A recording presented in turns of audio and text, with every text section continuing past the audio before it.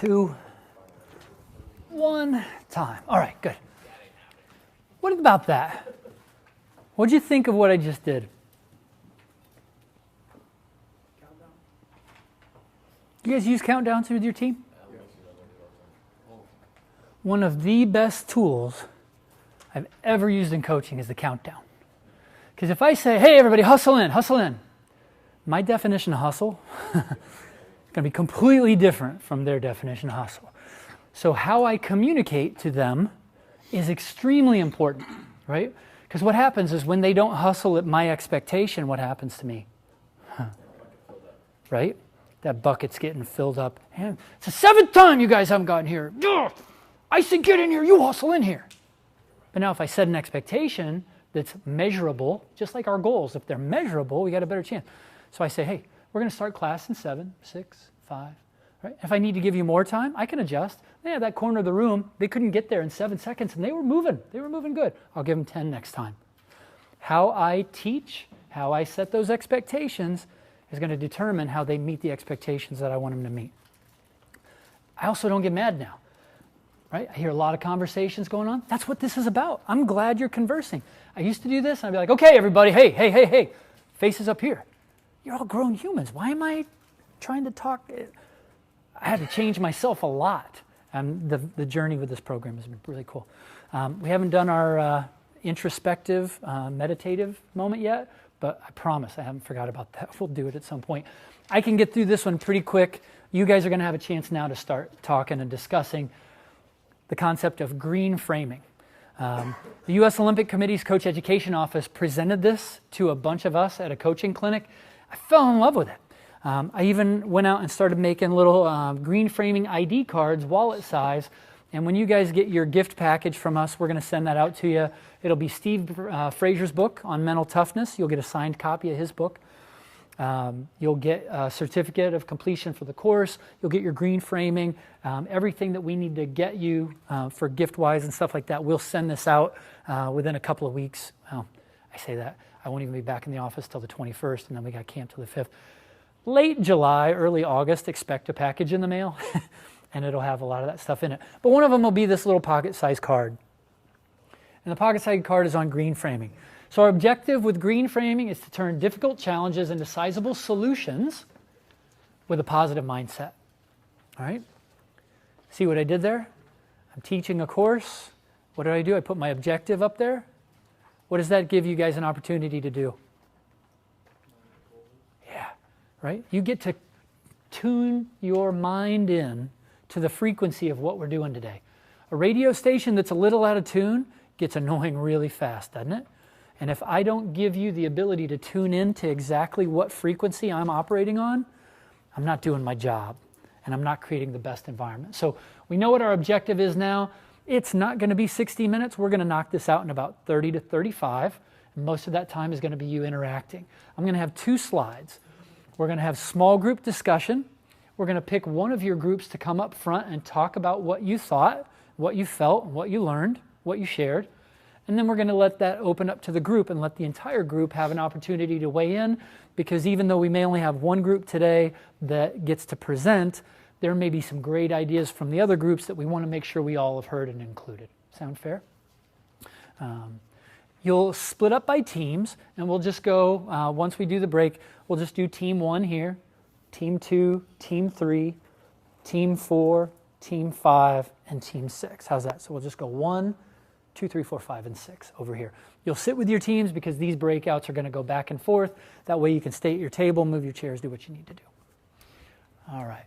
So the first one is going to be talking about common thinking traps, things that we think that really don't help us in communication and mindset. And then the second one are going to be some sample questions that you can ask yourself that will hopefully help you green frame any problem and turn it into a challenge with some steps to help accomplish that challenge. Our brain works really well with a goal. I hope you hear me say that a lot. Our brains work really well with goals. So the more goals we give our kids, the more goals we give our spouses, our family, right, the more on board we're going to be. So in general, this is what your card's going to look like when you get it in the mail. You'll be able to flip it over to both sides. And now we're going to dig into each one. I didn't add the video, but I hope you guys know that. Have you ever seen Office Space? How many? So there's a jump to conclusions game, right? The guy's like, I made $1 million on this game. And you actually jump to conclusion. It's a whole thing. And if you've seen Office Space, it's funny. If you haven't seen it, I apologize. I can't do it justice. And I didn't get the clip up there. But go just YouTube it and just say Office Space and you'll knock it out. What these are 4 thinking traps. Okay, these thinking traps, the first one, them. You guys are all the reason I'm frustrated up here. You guys didn't show up here on time. You guys aren't working hard enough. And that's why we didn't win the duel. It's everybody else's fault, right? That's a common thinking trap. The next one, me. I'm the sole cause of every problem. I'm horrible. I can't do this right. I can't do that right. Everything is because I'm not good enough. Right? That's a common thinking trap that a lot of us have. That's not the truth. We're all good enough to do a lot of the things we want to do. We just have to believe it. Mind reading. Assuming that you know what other people are thinking. How many of us do that? All the time. Right? If I assume that I know what my wife is thinking, I assume that I know what she's upset about in this moment, and I try to act on that, what I might actually be doing is adding more stress to her stress bucket. Because at the end of the day, what I've found in not quite a year of marriage is that most of the time she's really not mad at me. Whew. Thank goodness. Most of the time she's got stress of work, stress of family, stress of an ex-spouse, right? Which is not a problem. We got a great relationship with her dad and stepmom. So we're in great shape there. But there's always external stresses in life. But again, it's almost like mind reading because of me. All her problems are probably because of me. And if all her problems are because of me, and she's got a problem right now, I need to fix it. Hey, babe, what did I do wrong? Hey, what can I do to make you happy? What's right? Turns out she's like, nothing. I'm not mad at you. My boss said something today, and I can't get it. I can't get past it. I'm sorting through it. I need some time. Hey, great. Now I'm off the hook. So now what I do, I give her some space. I can give her some time to process. And when she's processed, she comes in. She goes, hey, I'm good now. And then I see a complete change in the energy. We're good, and I haven't internalized it because I thought I knew what she was mad. I bet she's mad because I parked the truck a little bit too close to it. Who cares? She didn't care. So thinking that you know what other people are thinking isn't always the best thing to do. Right? And then always, believing that events are unchangeable and out of your control. If you have a problem and you think it's not going to change, it's unchangeable, it's out of your control, how do you address that problem? Not very well. What I'd like you to do is I'd like you to work in your groups. The green framing sheet should be a part of your handout for the green framing section. Did you get a green framing section? Probably not. Okay, because this was added last minute. So what I'll do, you're going to break out in your small group. You're going to have 8 minutes in your group to talk about it, and I'm going to leave these up there with the last one up. So you can see them on the left. These are going to be the areas that we're going to discuss amongst our groups. You've got 8 minutes to talk about how do I feel this might help me? Have you recognized these problems in the past? Here's some other things we've done to fix it. It is, hey Siri, set a timer for 8 minutes. It's 2:45.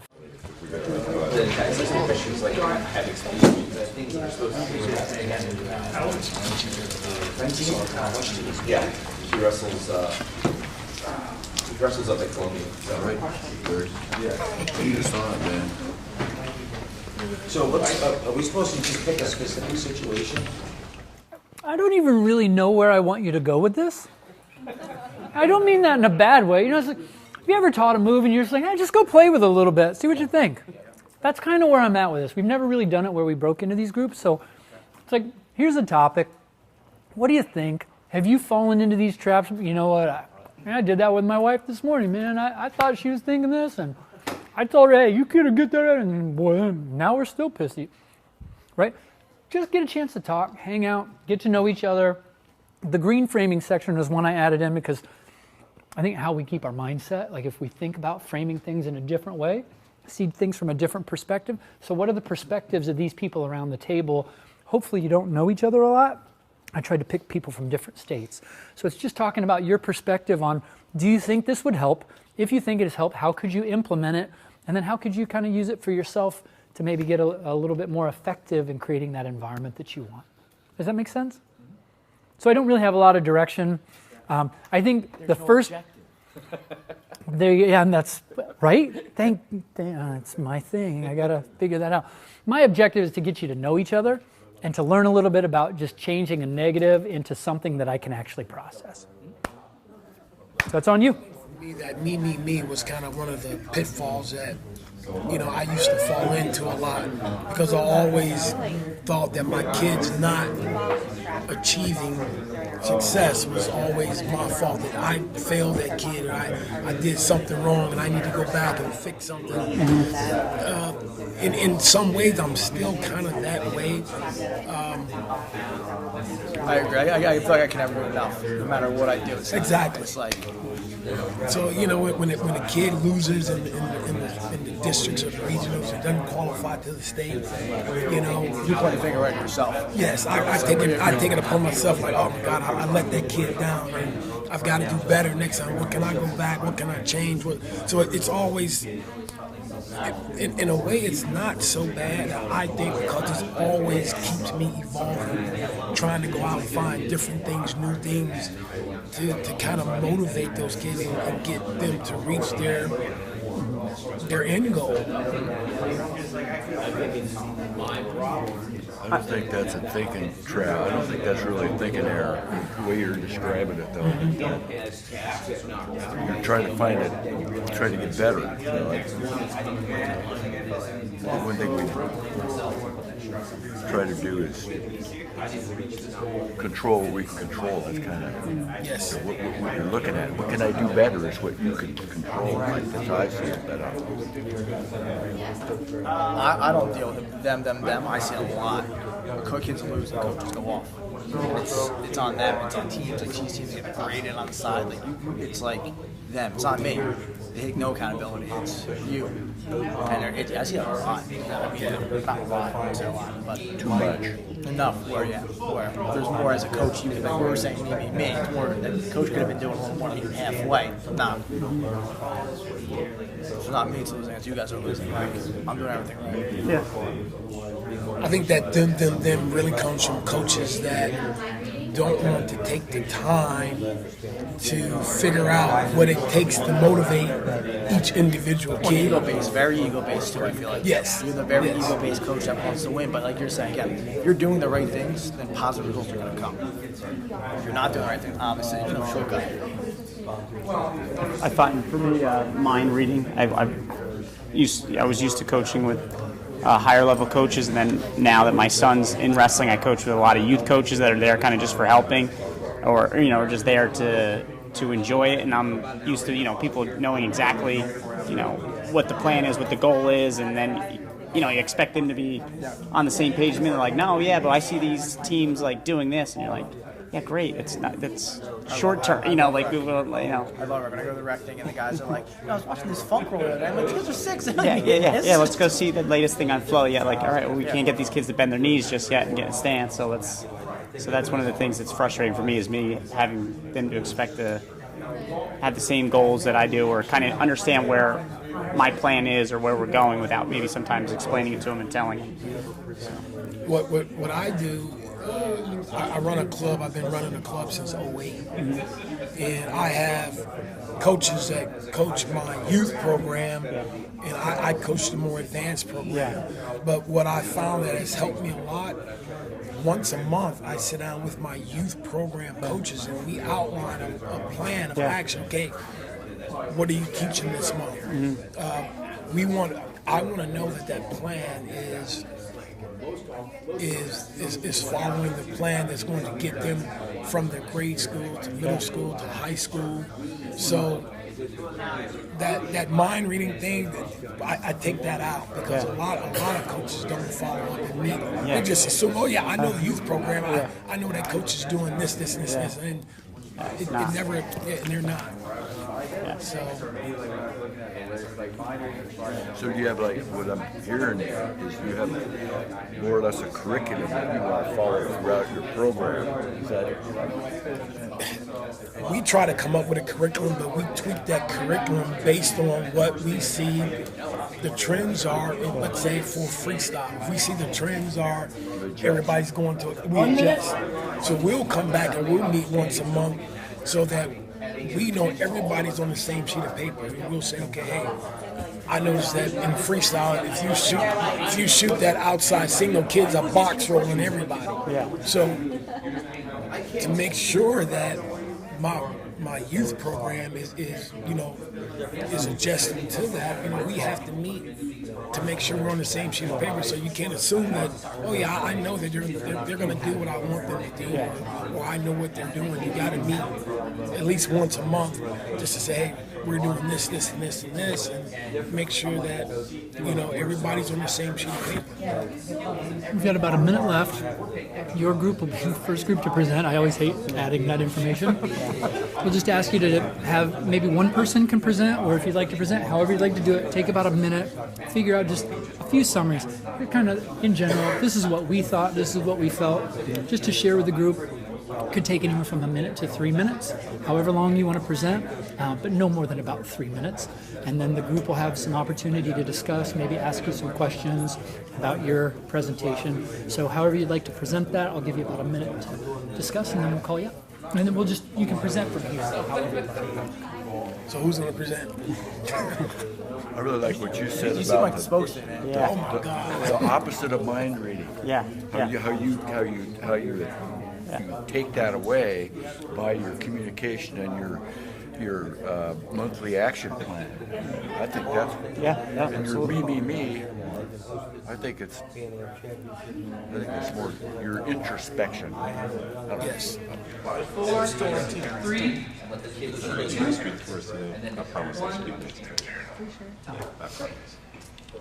How easy is that? Is that crazy how easy that is? Great conversations going on here. I didn't want to stop you. I didn't want to interrupt you. I'm like, this is good stuff. I heard your group the whole time. You guys are going crazy, like talking stuff. Hey, everybody, you got some time. I can slow that count down. I can speed it up if I need to, or I can just say, oh, great, your attention's here, we're good. I love that. Oh, sorry. So about anywhere from the presentation now, we pick one group. The group 3 will be the first group to present. Talk for a few minutes just about what your thoughts were, what your group discussed, and anything that you came up with or that you felt was really important to share with the rest of our group. Once that's done, the group can make comments and even ask questions of that group or share some other things that you thought were really important. Go ahead, group 3. All right, my name is Derek Waldrop, and I'm out of Texas, so it's kind of cold here to me. I left 90-degree weather, and I'm freezing. We kind of touched on a couple different things. We touched on the them, because we have seen coaches that whenever something is bad, they're always, you guys did this, they're always pointing the finger. And we talked about that. We take a more personal or interpersonal approach to it. I know myself and some of the other coaches were talking about the me, and sometimes that has its good side and bad side, because for me, that me is, if I have a wrestler and let's say that wrestler loses in the districts and doesn't make it to the regional or state tournament, then I interpersonalize that and I think, wow, I let that kid down. And what can I do now? I've got to go back to the drawing board. I've got to figure out the next plan for the next year for this kid. What am I going to do different? How am I going to find what it takes to motivate him to get him to where he needs to be, to give him all the tools he needs to be successful? The mind reading thing, we talked about running a program. I've been running a program in Texas since '08, and it's not easy in Texas because everything in Texas is football, everything. So it's been difficult building that program, but one of the success we have had when we talk about mind reading is that I try not to coach the youth program. I stick mainly with the more advanced athletes. But it's very important. What we do is once a month we bring all the coaches together and we sit down kind of at a round table discussion, because depending on what's going on in whether it's folk style, freestyle, or Greco, the head coach, we want to make sure that the other coaches are in line and teaching what we want them to teach, and not just assuming that, well, I know this guy, he's a good coach and he's going to be doing what I think I know he's supposed to do. But you have to lay out that plan for coaches to make sure that if you say, well, we notice a big trend in, high crotches to crotch lifts, the front headlocks, so we got to make sure that our younger coaches are building on those foundations where they're going to be able to advance from the youth program to middle school to high school. So by the time that they're in high school, they have all those key elements. But at the same time, we want to make sure that we're giving them the right tools that they need to be successful, whether it's districts, regional, state, freestyle, Greco, whatever program it is. So those are just some of the three things that we kind of touched on. Great. So you can see how these things, these common thinking traps, affect your athletes, your coaches. Is that pretty similar? We all kind of feel like there's any comments or questions for Team 3? Any questions about what they've seen or? Yeah, it's more like a rebuttal or statement. Like I think a lot of these are things that we got to be mindful of, because each one of them we do touch. It's just like Not holding on to them, but if a practice wasn't upbeat, I do have to look at myself in the mirror, is there something that I may have done, but not say oh, this practice was bad because it's me, or was it something that happened with them? I know when we had state testing one day, I couldn't put a thumb on why everybody was just so drained. It's because it really was them. They took tests for 4 hours, but not holding on or always reverting. It's not always them. It can be. For the testing, they had 4 hours of testing. They came in and they were really dead. Did you know they had testing that day? Did they give you that information? Do you know when your athletes' schedules have high testing? I was at Stevens. These guys, right before Christmas break, holy Lord. We had a tournament and we had it was like a break week, right? You're getting ready for your finals. So during break week, all these teachers start giving all the finals during break week. So I'm thinking, hey, it's break week. They're just doing some reviews. Let's put a tough tournament at the end of that week. Well, it turns out all the teachers gave all the finals during break week, and during the weeks we couldn't practice because it was supposed to be finals week, nobody had anything to do. So I had to go to the administration and say, hey, this break week is getting all of the finals. If you're competing during all the finals, it doesn't work. So if the school isn't willing to say, hey, you can't give finals during a break week, give the finals during finals week. You start to understand a little bit more of the relationship, and then where did it branch off? With me, it went to the vice president of the school, the dean of students, and the academic folks to see if we could make some changes in that, right? Because you're right. Today, them coming in was them, but what was my role, right? It's not always me and it's not always them, but there was a little bit of both in that situation, right? Maybe I can find out when their testing weeks are. Maybe they can maybe that's a day we take practice off or we just play games for a half hour. Change that environment to meet the needs of the kids both in and out. It's great. I mean, you're 100% on the money with that. How did they, what were your thoughts after that? You're all this testing, what kind of changes do you look to make, or what are your thoughts in that world? I guess there was just a teaching moment, be more mindful of looking at something, be more mindful of what's going on in school and taking the effort to look at, all right, first week back in January, they're taking part. Gotta make sure that maybe that we get a better warm-up, or we just have that time to decompress, or whatever it may be. And then just next year, I'm just more mindful, all right, I'll ask guys, when are we testing? Because you have different grade levels and different, a freshman may not test. So I might just say, hey, underclassmen come in at 3, and upperclassmen, I'll give you, 2 hours to get your life together, and you come in at, we'll do a 4:30 to 6 workout.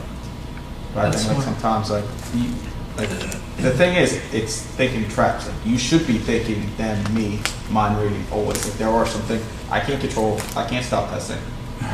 That is out of my control. And so I just need to think of a way to get around it or like adjust to the test. Yeah, create the best environment you can, given everything else that you don't have control over. Yes? A big thing they do in the private school league in our area in Texas, finals, you can't even have practice. So they fix that for you. During the finals week and midterms and things, there is no practice. And maybe that's not a bad solution, because then it's all focused on one area. And yeah, there you go, student athlete. Yeah, that's smart. Yes?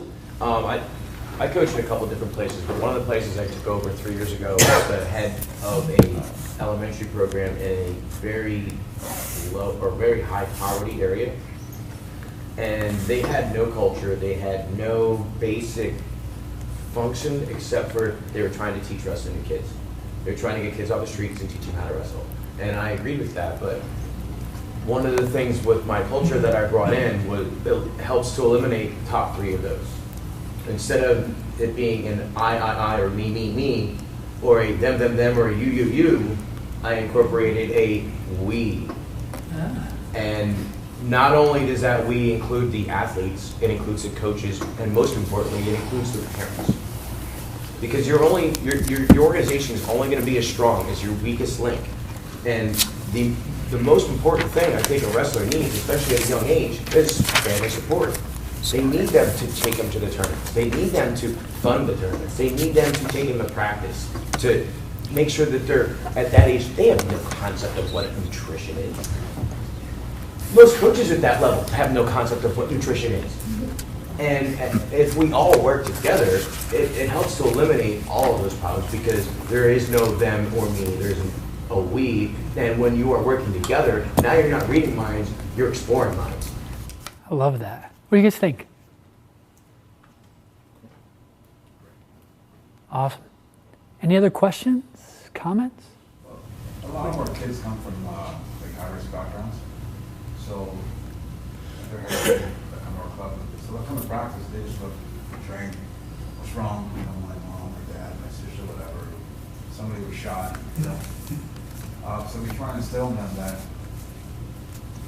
once you're here, this has to be the most important thing in your life. Just aren't having to practice right, just so they get focused right. Sometimes after practice, we'll ask them, was practice good? How do you think you can just instill what you did in practice towards your life? And a lot of times they'll call and say, can I say, hey coach, thanks a lot, that really helped me, or whatever. Because a lot of times they just want to hit whoever comes in their way outside of practice, right? So we try and instill that, hey, this helped us, the sport, so hopefully they'll help you too. We just sure to help them along with that. That's great. Do you, how many of you guys face the same situation? The kids are coming in, pretty rough background, pretty tired. Have you guys, what are some things that you guys have done, just like what are some other things that we're doing here? So we started utilizing reflection sheets at every practice, and this is from our youth level all the way through high school. And so about half an hour of each practice, like 15 pre and 15 post, goes into them filling out a reflection sheet that goes over like how many hours of sleep did you get, what have you eaten today, so have you had healthy fats, are you hydrated, how many glasses of water, and then we have a theme, so it's our theme of the week and what that theme means to them. And then we have a spot where they set goals for the practice and then open discussion. So that kind of helped me figure out things like, are they all tired because they're not sleeping because they're testing? Are they not eating right? Are they dehydrated? Do I need to give them more water breaks?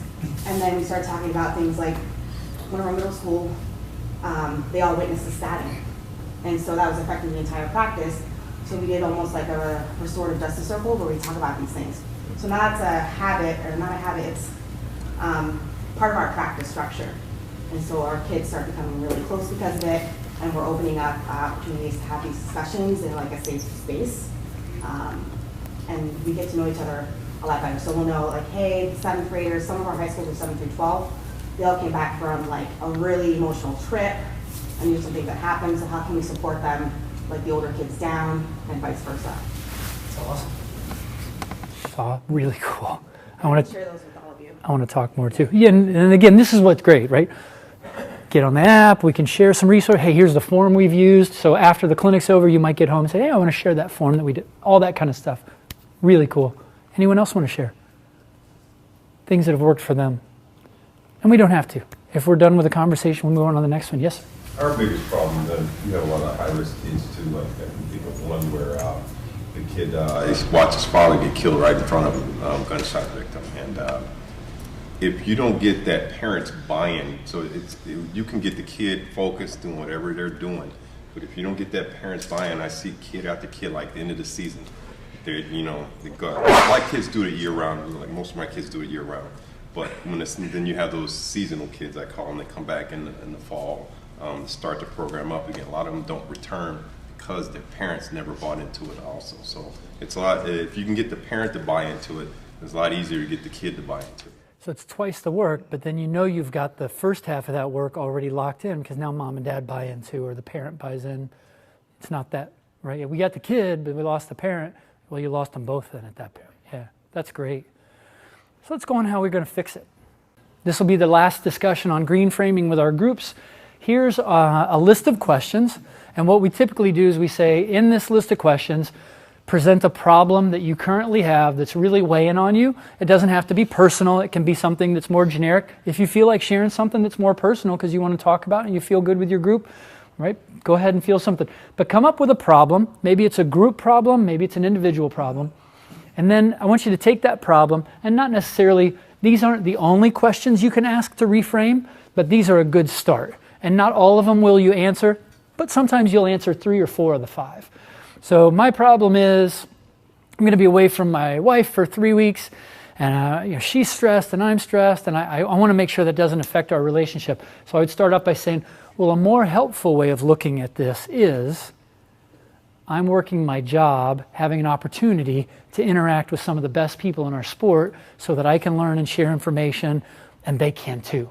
And at the same time, that gives my wife an opportunity to focus on her job, maybe focus on the house. So you know what? This negative situation, if I look at it from a more helpful way, you know what? Now that trip doesn't seem so bad for 3 weeks. Yeah, it's going to suck, but maybe we're going to be okay, because we've reframed it. And then you can go through that list of questions. Turning that over to the group, come up with a problem that you've had that you'd be willing to share with the group. What group do we want to... Yep, we'll do group 2 on this one. So you'll get the chance to present. Same deal, 2 to 3 minutes max. Just give a presentation. But go ahead, find a problem with your group, discuss that amongst your group with some of these reframing questions. So maybe I ask I give the problem, and some people at the group could ask me these questions so that I can kind of change my perspective on what that problem is to create something that's more solvable solution. So that's cool?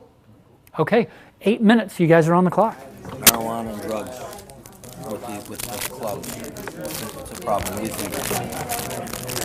I think the abuse, I believe the abuse of it, yes, but the use for medicinal purposes is proving, even at the professional level in football, baseball, and other sports, to be beneficial. Okay, but marijuana medically doesn't have THC in it. I'm talking about the drug issues, the opioid issues. The opioids, yes, they're huge. Marijuana is a gateway drug. If you're smoking it, a lot of people don't realize if you take the THC out of it, it's healthy. Mm-hmm. But THC is a CBD, hallucinogenic drug that affects kids. So a problem that we've had in Texas, because I relocated from Texas to, you probably see it a lot, to New Jersey, and coming back to Jersey for various reasons, the vaping, I don't even know much about it, where they stick the stuff in there and the drugs. It's actually an issue that when you get 2 or 3 guys on the team, then it leads to the drinking. Mm-hmm. So it seems to be a problem that is out there. Yeah. I don't know if that's something you want to discuss. You want to discuss something wrestling related? That was my input. So everybody has their own input. That's something I've been trying to deal with for the high school teams. Your elementary, your high school, your college. Yeah. Most college kids don't do that. Most of my clubs, I have a team that is not the club that I own is an elementary. So is that a current problem? And what other? Yeah, it's a huge I see it at the height. Jules are even. It's crazy. I just graduated from Kutztown, and I was on the wrestling team at 35 years old, and wound up making friends with a lot of the guys that are on the team. And even at the college level, I would bet you at least 50% of the kids on that team use a Juul. So is that the point of discussion we want to present if we're called upon? And is that something we want to discuss? Because I think it's weighing heavy on me because I see it affecting kids' lives. Yeah. I had a nephew who was a two-time NCAA champion. I had three two-time NCAA champs on our club, and I watched them start with the marijuana and progress to one in their lives. So, I don't know what do you do in your system when you run across that problem? What are the solutions that you guys do? Give me some suggestions. Ours is a little bit more of a challenge because it is legal in Massachusetts. Okay. So not only if they are of age are they able to use it, they're also able to grow it. Does it have THC in it? Yeah. Yeah, if you can grow it, it has THC. But CBD, a lot of people were using it before. I use CBD now. Yeah. So even like in coaching structure, right? Like but I think we talk about it more from making good decisions and how that affects you, like on and off the mat. And so we discuss like, is this helping or hurting when you're making your like goals and your plans for your future in the sport and in life? And just because it's legal doesn't mean that that your club or school or job is accepting of it. Like you can't show up to work drunk. So does it affect their training and their performance and competition for their? I mean, you're calling it Jules, right? That's like just brand one of the brand names. I mean, I vape, but I was a cigar smoker and I inhaled them for 17 years. I haven't smoked a healthier option. Oh yeah, it's a much healthier option. And I have a 23-page paper that I wrote on vaping. Really? Yeah, for my first degree in a global health and healing honors class. Yeah. And did you publish it? No, but I probably could. USA Wrestling? It's possible. Send it to me. I'd like to read Okay. it. Actually, I have a copy of it. How do we phrase this? I have a copy of it on here. Because it's been aren't we real. supposed to put it in a pot? Like, How do we into the process. Into the process. So, how do we have this discussion in a way that? I mean, maybe if I were seeing this for the first time, you know what I mean, like that. I might think of how is this beneficial or hurtful? Yeah. Is it something we want? Is this what we want to address? Because I mean, is that the phrase? The access with which the kids can get tobacco and alcohol and hardcore drugs is rampant. Yeah. It is a huge problem. I mean, I coach in Reading. I don't know that there's more than 10 or 20% of the kids in that school that don't partake in some form of illegal substance, whether it just be alcohol or nicotine. They smoke pot, they take Xanax, or they take speeders, or they take downers, or they take whatever. Yeah, and some of it's prescribed. Yeah, and that's the bad part. That was one of the reasons I got out of the nursing clinical, was because I walked into a hospital to show up for my clinical, and I was there 25 minutes, and I had a woman walk in with no limb, saying she was at a pain level 9 with a knee injury. And I'm sorry, I don't believe you, and I know it's my job to believe you. This is not the profession for me. I walked out the door. Yeah. And I got a degree in health science instead of nursing and switched to sport management. And it's, no way. No way. I have over 9.5 years sober from alcohol, so knowing the addiction and addiction studies and different stuff like that. So for this task, how we handle it? I think we handle it like we handle making good choices, right? Like, are you hydrating? Are you sleeping? Are you taking care of yourself when you're Checks not and in the balances room on with your us. own Exactly. self. And that includes the use of substance. So Great how point. do we? Yeah. Outstanding. Yeah.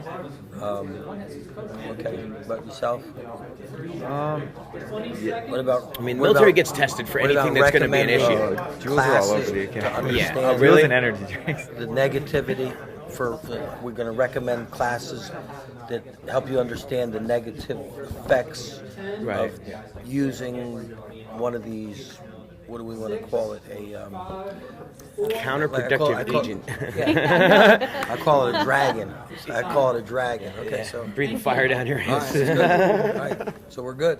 What do you think? What's your presentation? Let's take a couple of minutes. You got it. You By all start. means, go ahead. I think we'll co do it. Okay.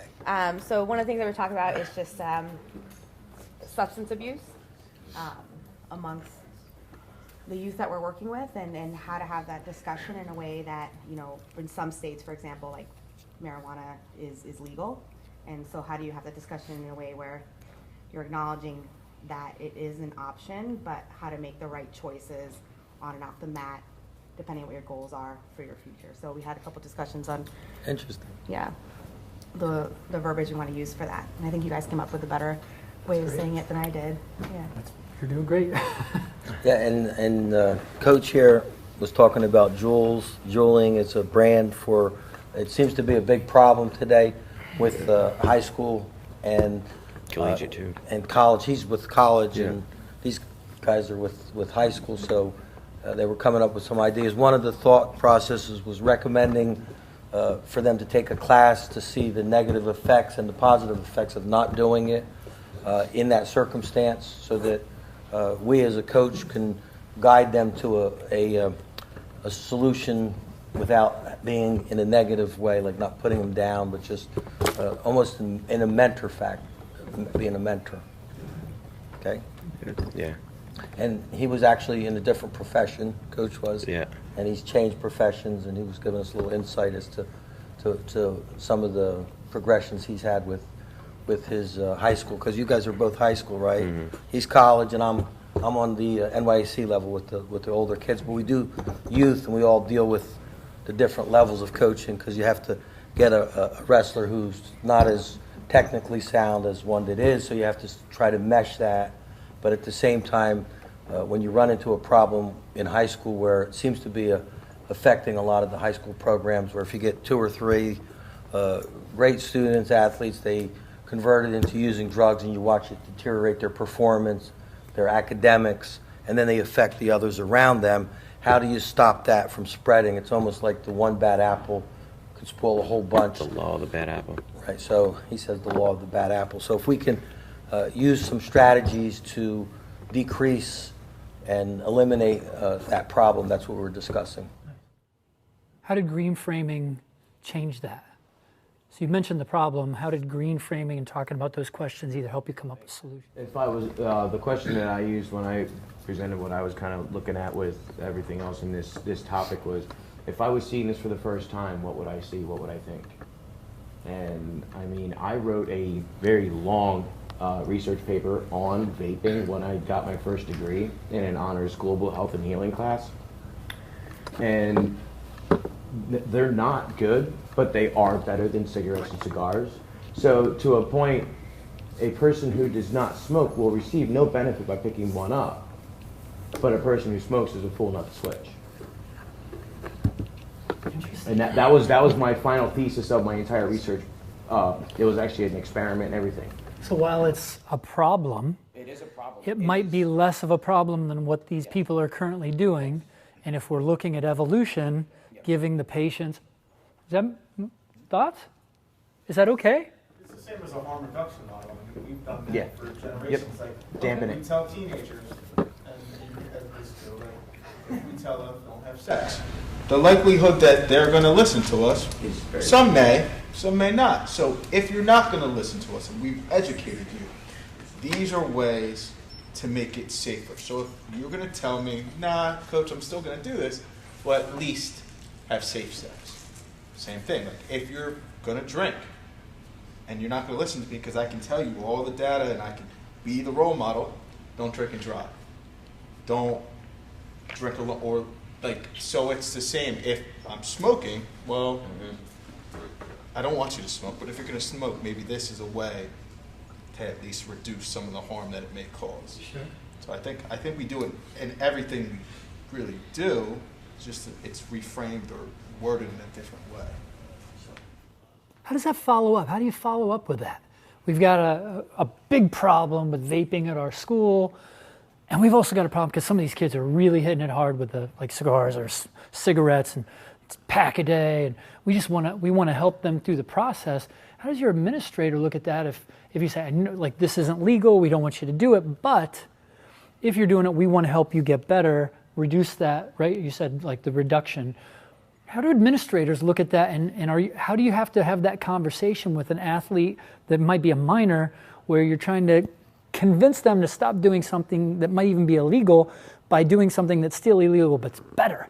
Because that's tough. I think the administrators are at the point where they just have zero tolerance. You know what I mean? They're like, I don't care if it's safer, it's illegal. Sure. This is not an option. You need to quit cold turkey, or you need to do this or that. When in reality, that they probably never had to deal with any kind of an addiction in that manner. So now it goes back to the administrator that may not have that experience with this kind of a problem, won't understand the problem. What do we do with the administrator? Can we, yeah. Should educate them. There's another issue there with like J-Rob's situation. Like he tried to handle it himself, right? Which a lot of people think that's the right way to do it.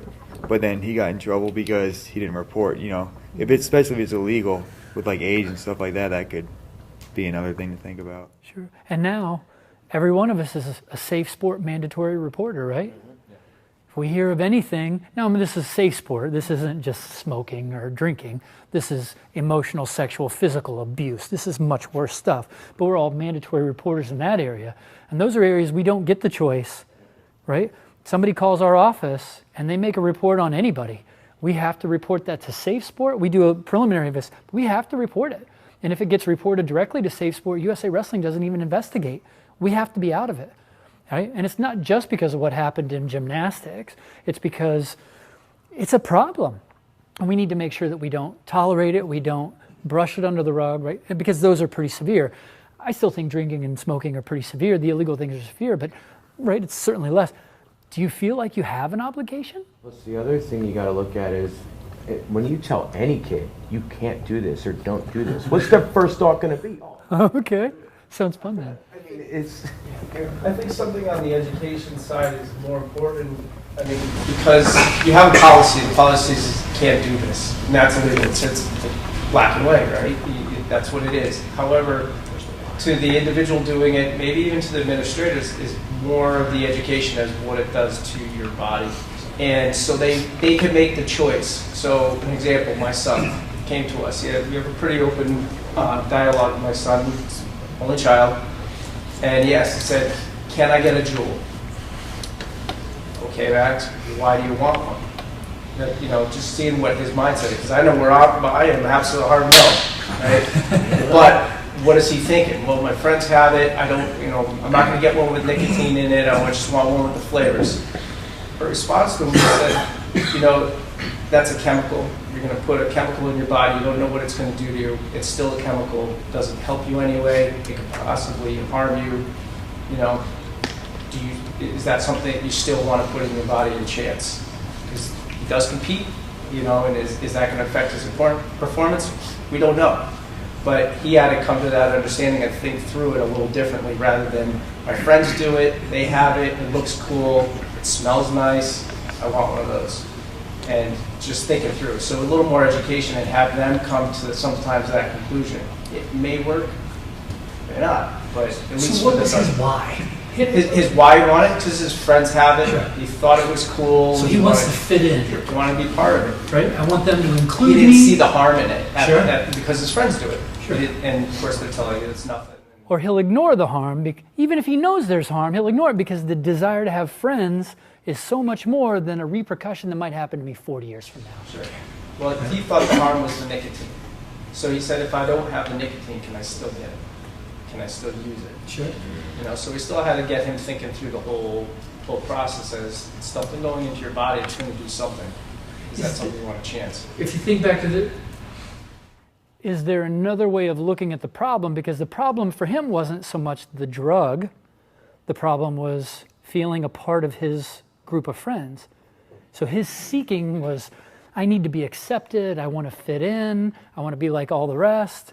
What can we do to substitute that emotional need for friendship with this feeling of fit, right? Because that becomes the challenge. What a holy crap, how deep does, this is great, but these problems are big. Is there a substitute that he could have? Like, maybe it's not the right group of friends. If they don't include you because you're not doing this, are they truly your friends? It gets deep, doesn't it? How's he been? He's been pretty good. He has some allergies, so he tells his friends, listen, I have allergies, I don't know what it's going to do to me. So he came to that, so that's a way he can get out of that situation. Yeah. When somebody asks him, do you want to just, no, here's mine, take some of that. So he gets out of it that way and he doesn't feel the pressure. That's great. He's got a response to keep the pressure away. It's like a defense mechanism. Yeah, I've got a reason. My asthma is kind of an issue, so I don't want to do that. He can still be with his friends and not have to feel like he has to push him. Sure. A great middle ground, right? I don't have to ignore my friends and get a new set of friends. I don't have to do what they're doing, but there is a middle ground, a better solution to that problem. What do you guys think of this? Is this... We'll make sure that you guys have, and I don't know if, I thought I put one in, but if I don't have this in any of the handouts, I'll make sure that we get this information out to you. I've already got them pre-set on a printing sheet, like a PDF. So if you just wanted to print sheets of these off in your schools, cut them up, laminate them, and give them to the kids, they're yours. And we'll make sure that everybody has at least one laminated when we get you your gift packet to be able to talk about that. Thank you, Group 2. Appreciate that. Any other questions, concerns? Cool. It's a tool, right? You guys are the experts. You guys are the ones who have to face these problems and figure it out. So that's great. I know we're getting a little closer to back on time. What was the next?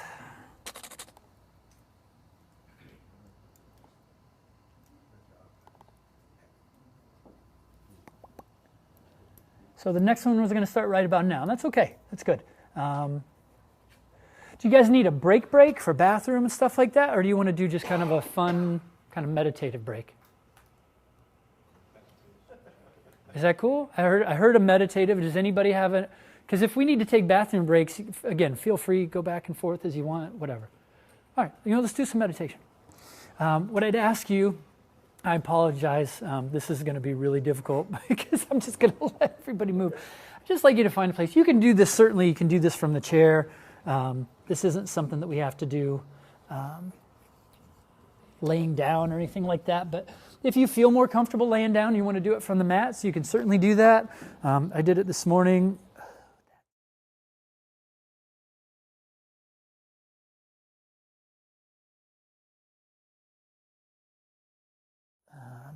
This app is called Tapping Solutions, and the concept is that by tapping certain areas of our body, these taps bring awareness from our body and allow us to dig emotionally deeper because of the physical triggers that we're going to do. So they're going to say, tap the bottom of your hand. So we're just going to tap the bottom, kind of by our pinky.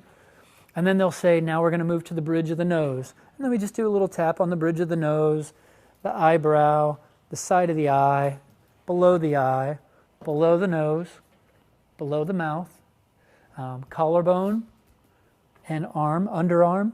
So you can kind of do an underarm area. So they're just going to run you through some of these. The tapping is more of a awareness to trigger the brain.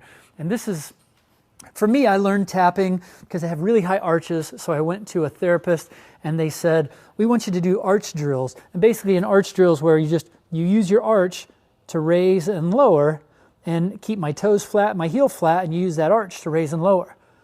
Well, how many of you have ever been trained to maneuver your arch? You've trained the muscles in your foot to, of course, your physical therapist has done that. All right, good. But this is what's interesting. Most of us don't ever get trained physically. It goes back to our physical literacy. If I don't train a hip thrust, how can I teach a high crotch? If I don't know how to move that arch, how can I improve my health from this situation? So what the doctor did, the doctor came in and said, this piece, move this piece. And he starts lightly tapping on that part of my arch. As soon as he started tapping on my arch, what happened? My neurons sent a signal to my brain saying, bring attention to this part of your body. When I brought attention to this part of my body, the arch muscle started to move. First time in my life that I'd ever used that muscle that I was aware of in conscious motion. So the tapping, I believe, it's just telling the brain, hey, bring focus to this area. And there's, again, of course, these are all nerves, right? I got nerves in a lot of these areas. So hopefully you'll be able to hear this. Again, it's 9.5 minutes. And then when we're done, we'll go right into the next session. So if you need to step out, grab a drink, go to the bathroom, feel free to do that anytime. Take care and keep. Okay. Welcome Can you hear to that? Releasing Self-Doubt Tapping Meditation.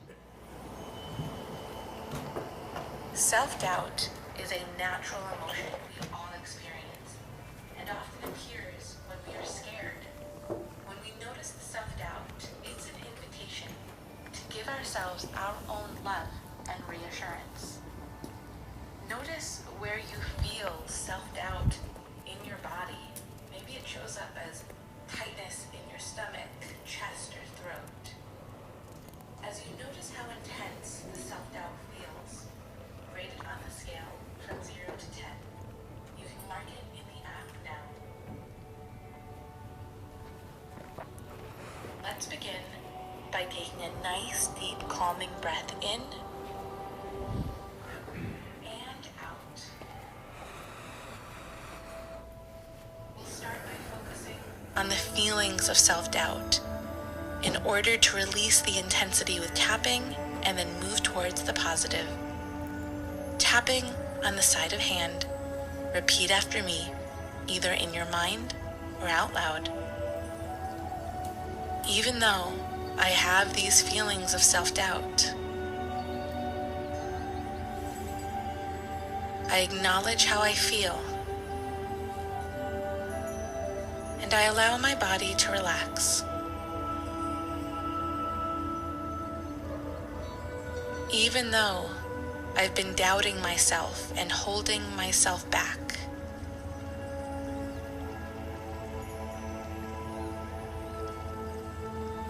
I recognize how hard this has been, and I am open to a new way. Even though I'm experiencing a lot of self-doubt,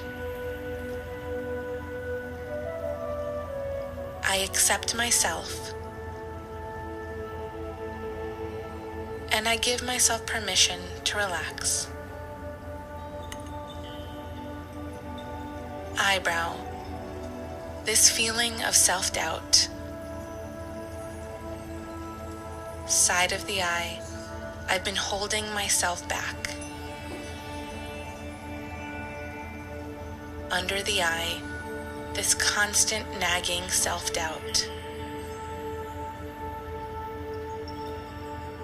Under the nose, it's hard to try new things. Under the mouth, when I have trouble believing in myself. Collarbone, sometimes I just don't feel good enough. Under the arm, no matter what I do. Top of the head, this self-doubt creeps in. Tapping on the eyebrow point, notice what area in your life self-doubt is showing up. Is it with your relationships or with work or a specific project? I'll guide you through the points. Don't worry about saying anything out loud here. As you tap on your eyebrow point, just focus on the self-doubt and how it shows up in your own life.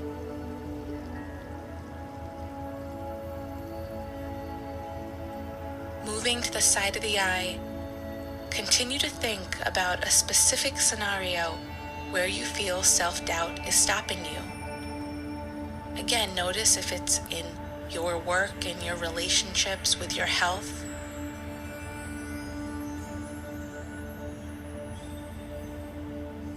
Under the eye. As you begin to recognize this self-doubt, allow your body to begin to relax.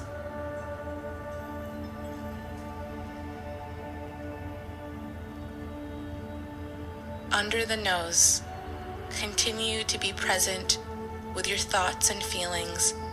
Simply notice what comes up when you focus on this self-doubt.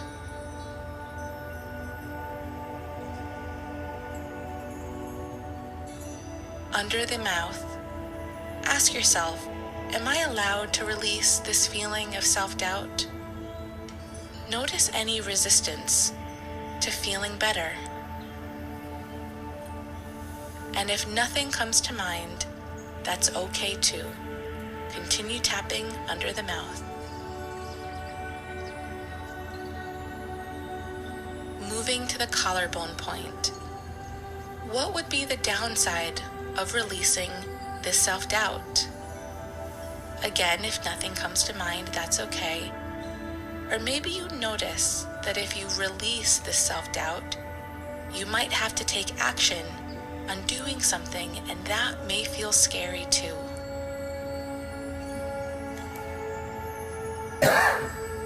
Tapping under the arm, acknowledge the self-doubt and how at some level, playing small has kept you safe. Playing small has prevented you from taking risks. Notice if there is any part of you that holds on to self-doubt.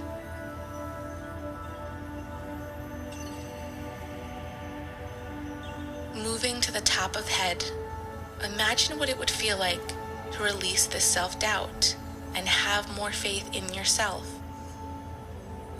What would it feel like to give yourself the freedom to try something new with confidence? Notice what it would feel like to feel safe to try new things.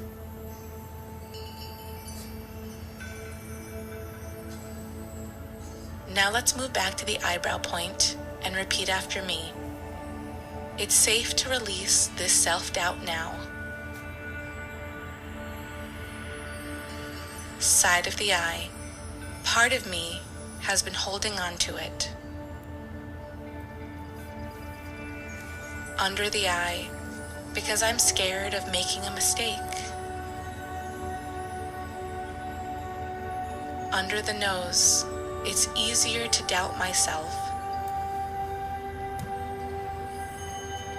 Under the mouth, than to try and be disappointed.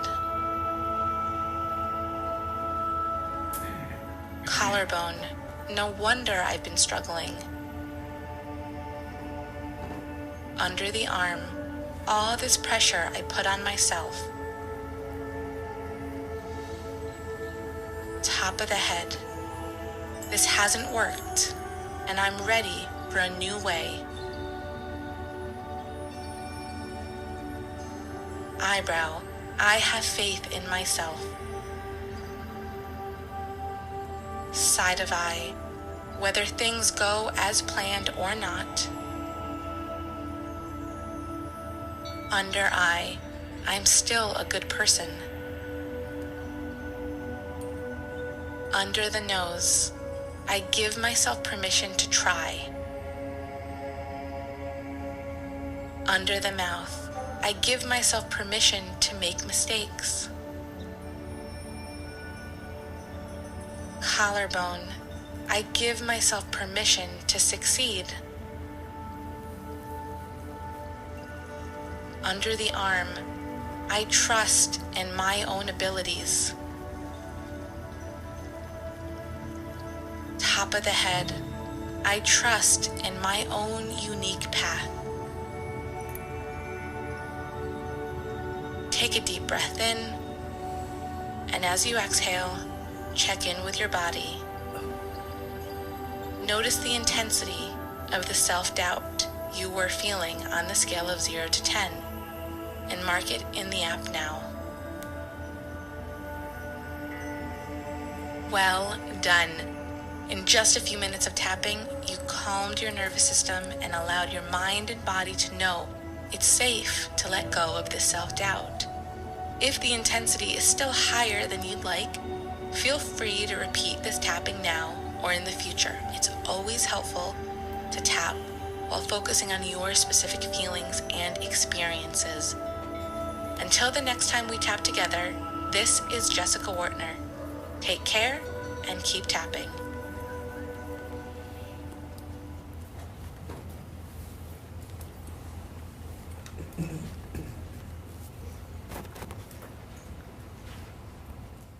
What'd you think? Something that you think you could invest 10 minutes in with your with your teams, maybe once a week, once a day? Maybe, maybe not. Something to think about. Yeah, it's an app called Tapping Solutions, Tapping Solutions. It's a free app, and then there are purchases inside for the premium level, about $100 for the year, or $400 lifetime. So they give you, if you're ready to commit and jump in, or it's about $11 a month. So if you wanted to try it for season, your school will pay $30, $40, you might be able to just say, hey, we want to try it for a season, and if we like it, we'd like to buy invest in it. So some options, and I say we just present some tools and we can all figure out how to use it. So, and even in a presentation, like, do you feel like that was a decent break? Right? Our breaks and our recovery don't always have to be water, bathroom, go to sleep, and Are there any sections on the app that are designed more for focus and concentration? Because I get frustrated when I try and do stuff like that because I have ADHD really bad. Sure. And I found myself lost in completely different thoughts than what she was talking about, and that was why I ended up getting up, because I couldn't go back to where it started, and I was lost where I was at. Yep. And you know what? It's just like the first time you show a kid that high crotch, right? You might say, he's just something about it, he's just not getting it yet. That's okay. Where you're at right now is good, right? You started it, you're introduced to it. The more you practice it, the better it'll be, because you'll start to understand it more if it's something that you feel like doing. Yeah, you may revisit it a year from now. You might say, you know what, I'm actually going to try that again. And there's no wrong or right answer. It's just a tool in your toolbox, and it just might not be the right one for you right now too. And that's okay. This self-judgment, I've done it to myself. I'm an Iowa guy. I mean, come on. Like, my whole life, right? It's never good enough. You get 8 guys in the finals. It isn't good enough. Gable wanted 10 in the finals, right? Yeah. Never happened though, did it? Now that's okay if you're saying this is my goal, and even though it's my goal, I didn't quite reach it, but look what else I've done. I'm proud of myself. I'm happy with these. But how many times in my life have I thought so absolute that if you're not all into wrestling, you're not somebody I want to be around? How many times has that attitude for all of us in our sport excluded other people that might have wanted to join, right? The way we look at our sport. Again, when I was coaching, I was in it. And now that I'm a coach educator, I get to be up at 36,000 feet flying over the country going, wow, it's pretty cool to see it from a different level, from a different perspective, and not have a dog in the fight. But having been there, I know how demanding our sport is, and I know how absolute we want that trust of everyone around us. But these are the things. It's patience, it's time, it's evolution that makes it happen. And now we get to turn it to you. Right? Now when we do a break, the break won't just be with your group. This will be a break where you get to do a break by yourself. A little personal time for a few minutes in a different area, reflecting on a different part. All right? So our objective is to create a written philosophy just to serve as a guide. This is our starting point for a coaching philosophy. This isn't the philosophy we'll have for the rest of our lives. It'll change a year from now. It'll change a month from now. It'll probably change on the car ride home or while you're sitting in your hotel room. Rewrite it as much as you want. It's going to be about 90 minutes.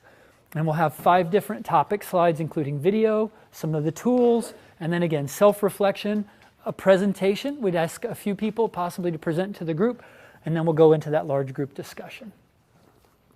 Our coaching values, we're going to talk about that. Or actually let you explore it and write down your values. This is not what we want to put on you. Our coaching purpose, our values evaluation checklist, our coaching feedback report, and then an athlete feedback report. I've always been a little not sure about that athlete feedback side until I had seen this. This all comes from a book from Dr. Wade Gilbert. It's called Coaching Better Every Season. I'll pass this book around. Has anyone had an opportunity to see this yet? Wade Gilbert? One of the best investments you'll ever make in your coaching career, hands down.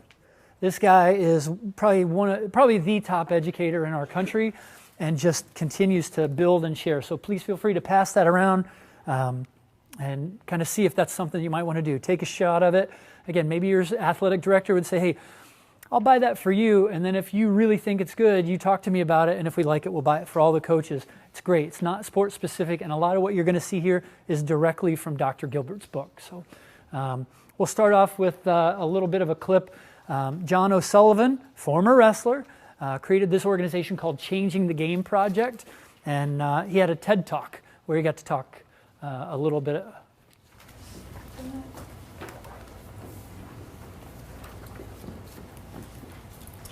Thought there was a video there.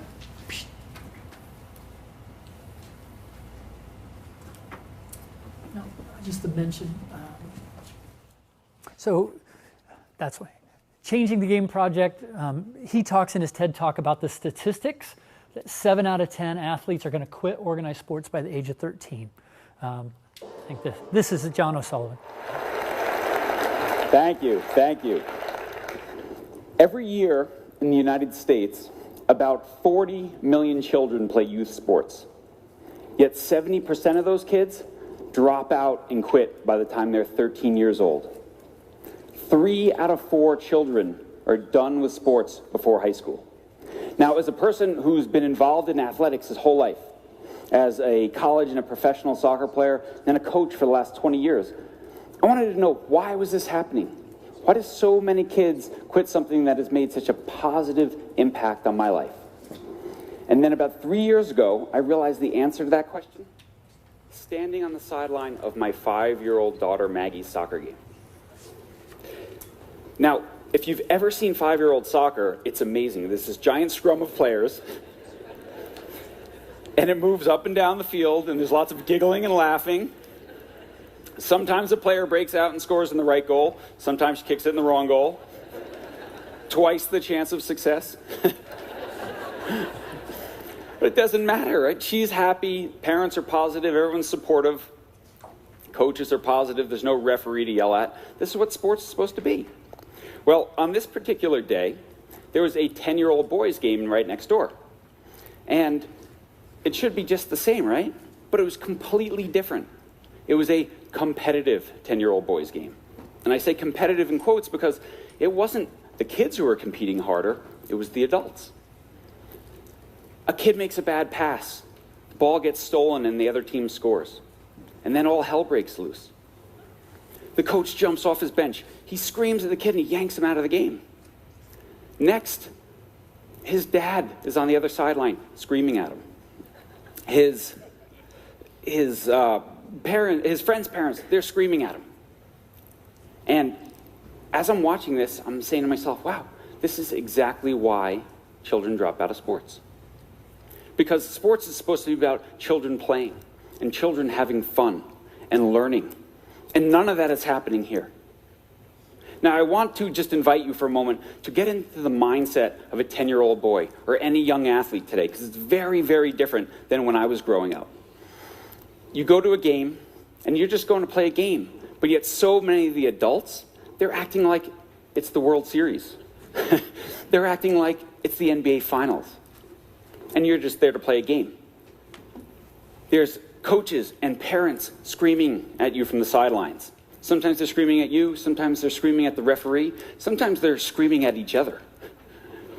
Now you get in the car after the game, and you just want to relax and emotionally unwind. And yet, this is the time when so many parents choose to deconstruct your game and criticize and critique your performance. Now you sit around your kitchen table, and you hear your parents talking about the time and the financial commitment that it takes to play youth sports. Maybe you'll get a scholarship down the line to help pay for all this. And that just adds pressure and stress. And then finally, at the end of the year, the end of the season, when you're ready to move on to another sport, what happens? Your coach sits you down and says, you can't do that. You're not moving on. Because if you're going to stay on this team, you need to play year-round. And if you don't, I'm going to give your spot away. This is what so many children feel these days, this type of pressure. And that's why 7 out of 10 of them quit youth sports. 7 out of 10 are done. Now, I call this the great giant race to nowhere in youth sports. And it's a race because so many kids and so many parents were in such a hurry to do more at younger and younger ages. And I say it ends nowhere because while we tend to focus on the few athletes who get a scholarship or turn pro, the vast majority end up somewhere else. They end up hating sports. They end up with damaged relationships with their parents. And for some kids, they end up with physical and emotional scars that last a lifetime. We have to end this great race to nowhere. We have to change the game in youth sports. We have to give it back to our kids. And today I want to tell you how we can do that. Now, some people say to me, oh, John, are you the anti-competitive guy? Trophies for everyone, no keeping score, no standings. Not at all. That is not me. I don't believe in participation awards. I don't think every kid who shows up should get a trophy just for doing the bare minimum. And as far as being competitive, I spent the last 20 years coaching elite youth soccer players. I spent 4 of those years as a Division I college men's soccer coach. So I know a little something about competitive athletes. And what I saw on that 10-year-old boys game, and what I see in so many sports all around the country, that is not it. These kids aren't becoming more competitive. They're not becoming better. They're becoming bitter. And they're dropping out of sports, 7 out of 10 of them. Now, what we've come to accept is this new environment in youth sports would never be acceptable anywhere else in life.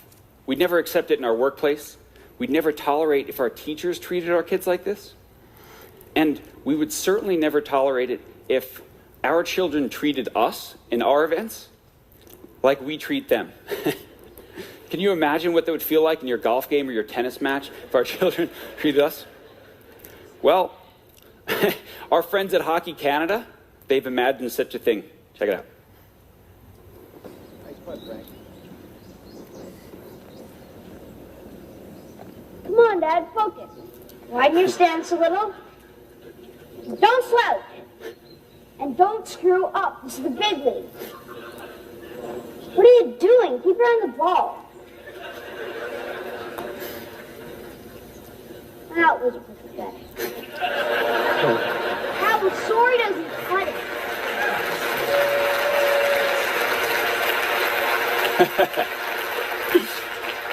it. Does anyone need that kind of help in their golf game? No.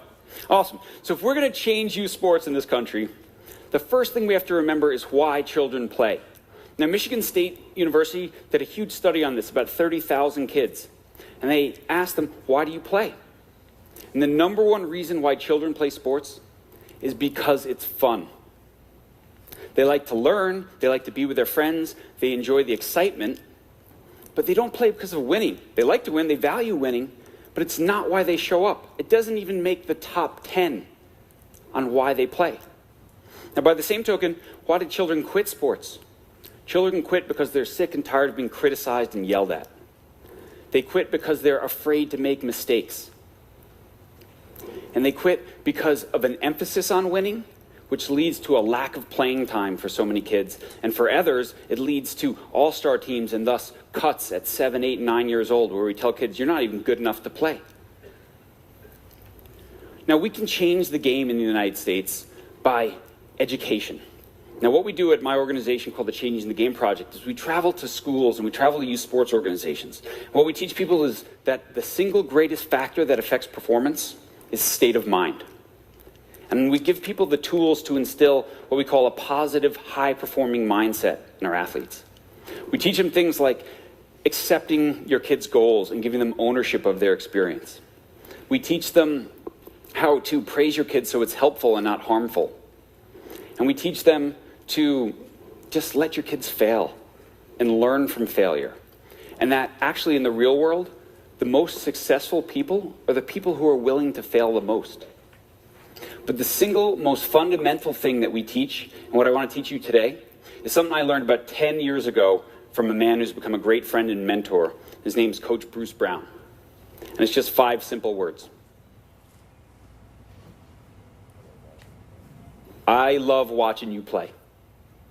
I love watching you play changes everything for your kids. Because what it tells them is that your love for them does not depend on whether they win or lose or how they perform. Now, I know this might seem very simple, but it's incredibly, incredibly powerful. I want to tell you the story of Peter Smith. Peter's a former professional tennis player. He's the men's coach at USC, and he's won 4 national championships and over 500 matches. And Peter, when we crossed paths, he came to me and he said he was struggling because he's got 3 boys of his own, all competitive tennis players. And he was struggling being their coach and their dad. And what he said was what was happening on the court was affecting the whole family off the court. When Peter learned to just let go, when he learned to just love watching his kids play, he said everything changed. His children played harder, they played better, and when tennis was over, they stepped off the court and the whole family life got better. He says it has changed his family so much that sometimes his kids still look at him with a look that says, you know, who are you and what did you do with my dad? I want to also tell you the story of my friend Stephanie Emerson. Stephanie's the mom of 4 athletes. 3 of them are boys. One of her sons actually made the U.S. Youth National Team in soccer.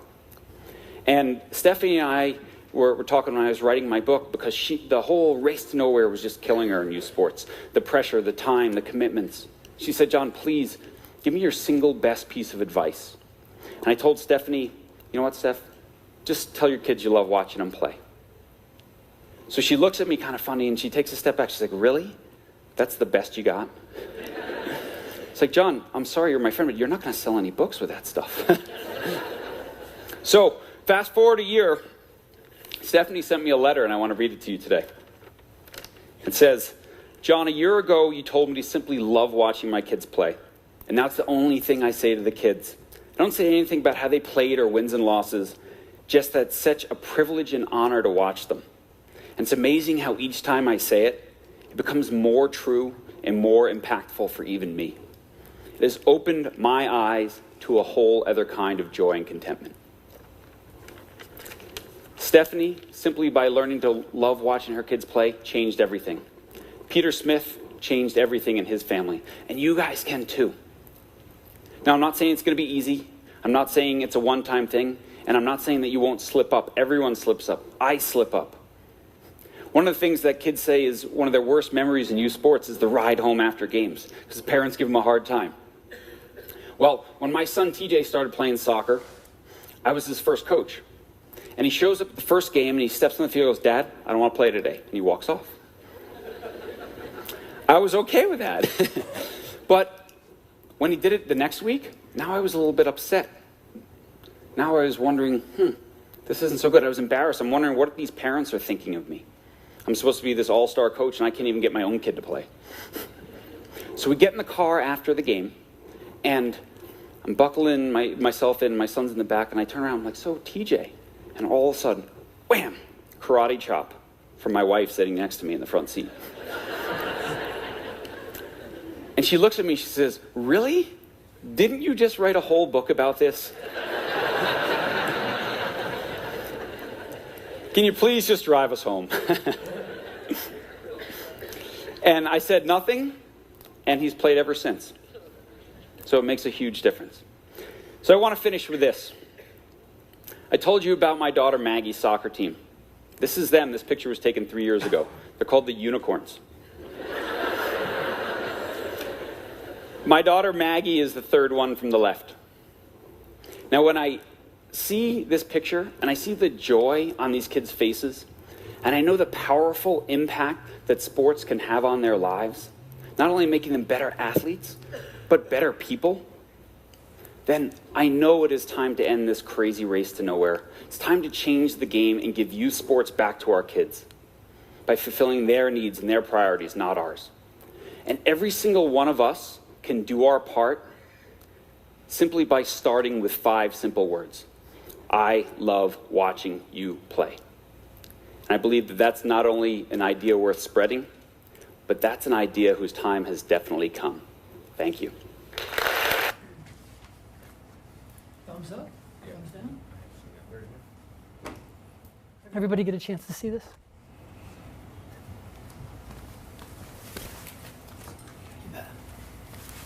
Question on that. So Yeah. The rate that kids quit in this country, obviously parental stress is a big factor.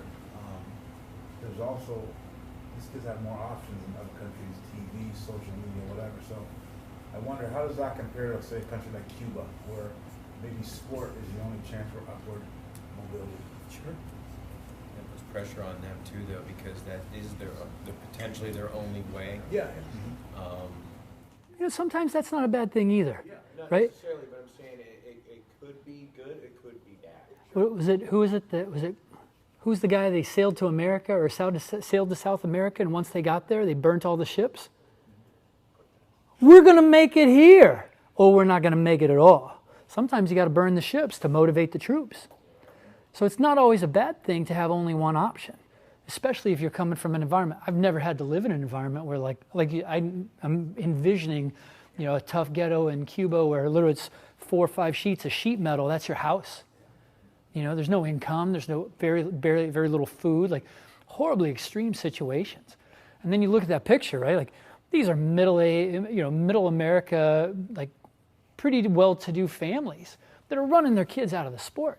But then there are other issues. I've talked with parents. I talked to a mom. She said, I got 4 kids. My oldest kid played 6 sports, like all the way going through till he got to a certain age, around age 13. And I was like, I got 3 other kids that I got to take care of. I can't get you to 6 sports. You got to pick one. Wow. So sometimes it's the family, right? You said parental support. We said you can get the kid excited, but if the parents aren't excited, you're not going to get the kid either. So you've invested that time and you've missed the most critical step. I think it's a great point that you bring up, right? We need to look at different things. Even religion. Why aren't there women wrestlers from Iran? They're one of the best nations in the world. Why don't any of those women get to wrestle? Because they have a religious feeling that they have to wear a certain clothing a certain way. They can't show that skin. You know, United World Wrestling started doing? They hired a lady in New York who's a fashion designer, and they said, we want you to design something that meets all of their religious expectations, but still allows them to step on the mat. Now Iran's thinking about allowing their women to wrestle. There were... Yeah. Crazy, right? There were 3 female wrestlers at the Northeast Regional Tournament that came up to me and Chris Curtis as the head officials and said, because their uniform, it literally does cover everything. And how they determine their color is they put a different colored t-shirt over top of that uniform. It's almost like a full sweatsuit with a hood and a wrap. And they said, this is the UWW approved garment for this religion. Is it okay if they wrestle? I said, if it's UWW, absolutely they can wrestle. He said, it's their restrictions, not ours. He said, absolutely you guys can wrestle. Isn't it an amazing world we live in today where we can take a problem that takes a certain sector of our society and says, you can't do this, and we can use sports organizations to provide more freedoms, more access, more respect, safer environments? Well, I say most of the young girls in Iran and in the Muslim families, most of the men wrestle. It's their national sport. They all teach the daughters to wrestle. They just never get the opportunity to go out and do it, right? So there's so many ingredients that go into it, but it's good to know. A lot of our kids right now in the U.S. aren't making it past there for a lot of different reasons, so we've got to be able to figure out all those reasons to keep them coming back into that positive environment we create. So this 7 out of 10. I've had this conversation with a number of people back home, not just in wrestling, but in a number of sports. I think I was talking about, my boys are in lacrosse, and I'm talking to the U.S. lacrosse guys. And even though that's a growing sport, they see the same sort of decline in, I guess they're not retaining at the rate that they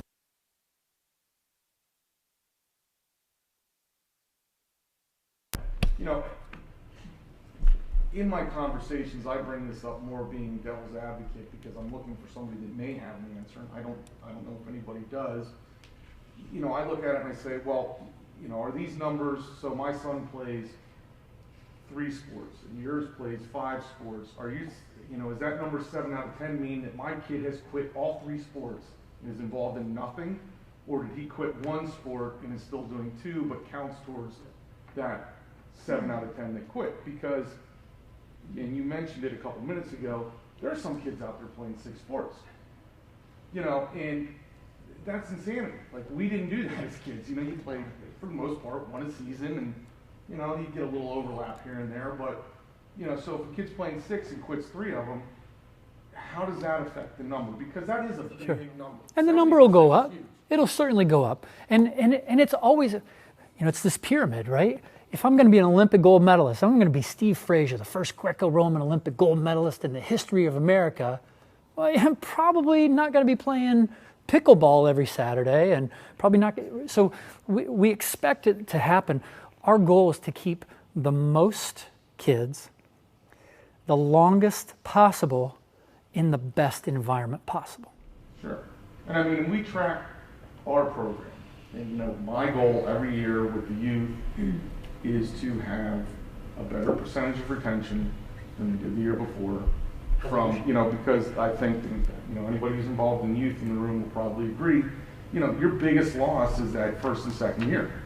Once you get through year 2 and these kids get into year 3, they tend to stick until 6th grade, at least in Pennsylvania, because most of our elementary is K through 6, and then junior high 7, 8, 9. You know, then you see another big drop going into 7, and it could be for any number of reasons. You know, it's that age group that they're talking about there at 12, 13.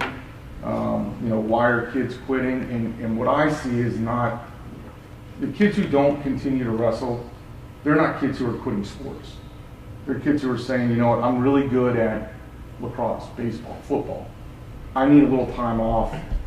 I'm going to do these 2 now because school's getting tougher, life's getting tougher, sports are getting tougher. You know, and it's kind of hard to say, well, you know, that's a negative thing. I mean, it's a negative for me as a wrestling coach and for wrestling because he decided to quit our sport, but he's still an athlete, you know, and he's doing, he's made a decision, or his family's made a decision on which avenue to go. I very rarely see a kid just all of a sudden say, I'm not doing anything. Sure.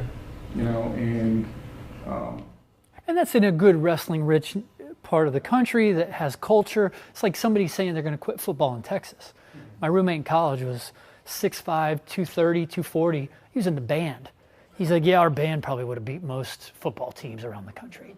You know, like, you're right. There's a lot of reasons. And I'm just using that as an example. I mean, honestly, we're not seeing that. I mean, we're seeing actually, because we're getting more and more involved in the freestyle and Greco, because of the time of the year, we're seeing kids actually, they're not playing baseball, they're not playing lacrosse, you know, or, you know, lacrosse is a funny one because you have the rec season and then the summer season, the club season.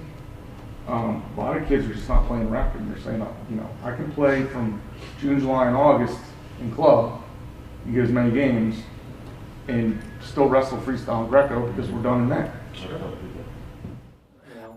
What about, say there's a young gal in your community. She's interested in wrestling, she's been wrestling, she hits puberty, now she has a chest, but she doesn't have a sports bra. So now she goes out and she feels like she can't compete because she's self-conscious, right? And now maybe she doesn't get to do anything, right? Because she's so, have we taken care of her, right? Have we taken care of the kid that may not have a ride, but he wants to do it, mom and dad are okay with it. We just have to figure, I think it's the kids that slip through the cracks because we're not doing our jobs, or we're not creating a philosophy that allows us to keep the ones that we can. You're right, we're always going to have attrition, and as we get higher and higher, there's going to be more. That's why there's only one little point at the top, right?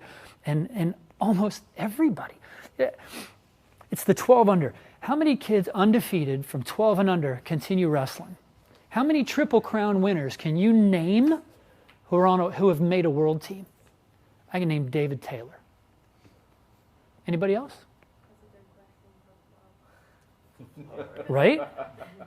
You're chasing something at an age where very, very, very rarely, he said the same thing, we're all chasing the Olympic dream, and statistically nobody's ever going to reach it, right? If you had to, what are the odds? They're less than 0.000. So statistically it's pretty rough. Take care of the ones we can, right? Keep them involved as long as we can in the best environment possible, and we'll see the number change. It's always going to be there. There's always going to be other things. And you're right. There's probably some numbers in there that you quit 3 sports because it had to narrow it down. But it is a problem. It's a very relevant problem. One more thing on that. Yeah. I don't need an answer, but one of the things I kind of wanted to get out of these couple days is people's thoughts on the reason that we're given why kids are quitting, either going into junior high or into high school, because they don't see themselves in the line. Why am I going to go to practice every day to get my tail kicked when the JV opportunities are 1/3 of varsity? You play a team sport, you still have a shot. You're going to get in the game maybe. Why do they have to be? Why do they have to be? Why, I'm a JV kid. Why do I have to have 1/3 of the opportunities? That is true. Let's reframe the problems, right? We are addressing that. Yeah. And, the one question, I think, this was the first time I was seeing it, how would I look at it? There you go. And I look at it like, well, either we or the league or whatever is not giving them the opportunity. How do we? Now we petition to the league, right? What can I do about it? How can I change the situation? And Sun Tzu, The Art of War, if you haven't read it, read the doggone book. Every battle has already been won. You don't have to figure out how to win it, because somebody else has. You just have to go find the person or the situation, figure out what that fix is, make sure it fits your environment. Every battle has already been won. I'm not walking into a battle I can't win. 300 against the multitude. We had a strategy, we had a plan. Do we change it? Do we tweak it? Sometimes we win, sometimes we lose. Unfortunately for 300, all but one. Chris. A lot of the reason I'm bringing back, and it touches on yours too, the idea of all the intermediate, novice, schoolboy, triple crown winners that you have that don't make the world teams. Comes back to the adage of hard work beats talent when talent doesn't work hard. Yeah, there you go. I've been physically mature long enough, right? In a nutshell, you see a lot of guys who don't come into wrestling. I didn't start wrestling until I was in 5th grade. I was horrible. My first 2 years of wrestling, I went 3-26. 2 years later, I was an Eastern National Champion. And it was all because I wanted it and I worked for it. I mean, yeah, I had a pretty high level of athletic talent, but I didn't win my matches when I was younger on athletic talent, because I was wrestling against guys who had already been there 5-6 years. Sure. And once my hard work for those 2 or 3 years or 4 years came through, now I was the one cleaning their clocks. And it was all about the work that I put in, not the talent that I had. You're absolutely right. And talent is one of those things. I mean, you can see it from youth to the Olympic Training Center. There are people that train in Colorado Springs that they've got all the physical tools. They don't show up to practice. They don't want to do this. They don't want to do that. They want to do this. They want to do it on their terms. This year was a NCAA national champion who never won a state championship in high school. So there's definitely, I think what happens is, to get that number higher, we need to know ourselves. And that's why we're going to have a coaching philosophy, right? That's why we have it written, so that we can make those adjustments, and when it's working, we know why, and when it's not working, we can patch it up and fix it. So in your notebook, this will be, you'll have the coaching philosophy sheets. What we're trying to do is we're going to start off with our coaching values worksheet. And this is going to be personal time for you to fill out your coaching values worksheet. There it is. You're going to start off and answer the questions on your worksheet. What are 3 things I like most about myself as a coach? What are 3 things I like least about myself as a coach? Who is the happiest coach I know? Let's take about 2 or 3 minutes, fill those out, and we'll get started on building our written coaching philosophy. In 5, 4, 3, 2, 1. Cool. How's that? Did you learn anything about yourself or your philosophy as you're starting to write it down? You start to feel a little bit of like, okay, I'm a compass, and I'm trying to find north. right? And so that's what we're doing. We're helping you kind of hone in on where North is going to be. Tune in that radio station.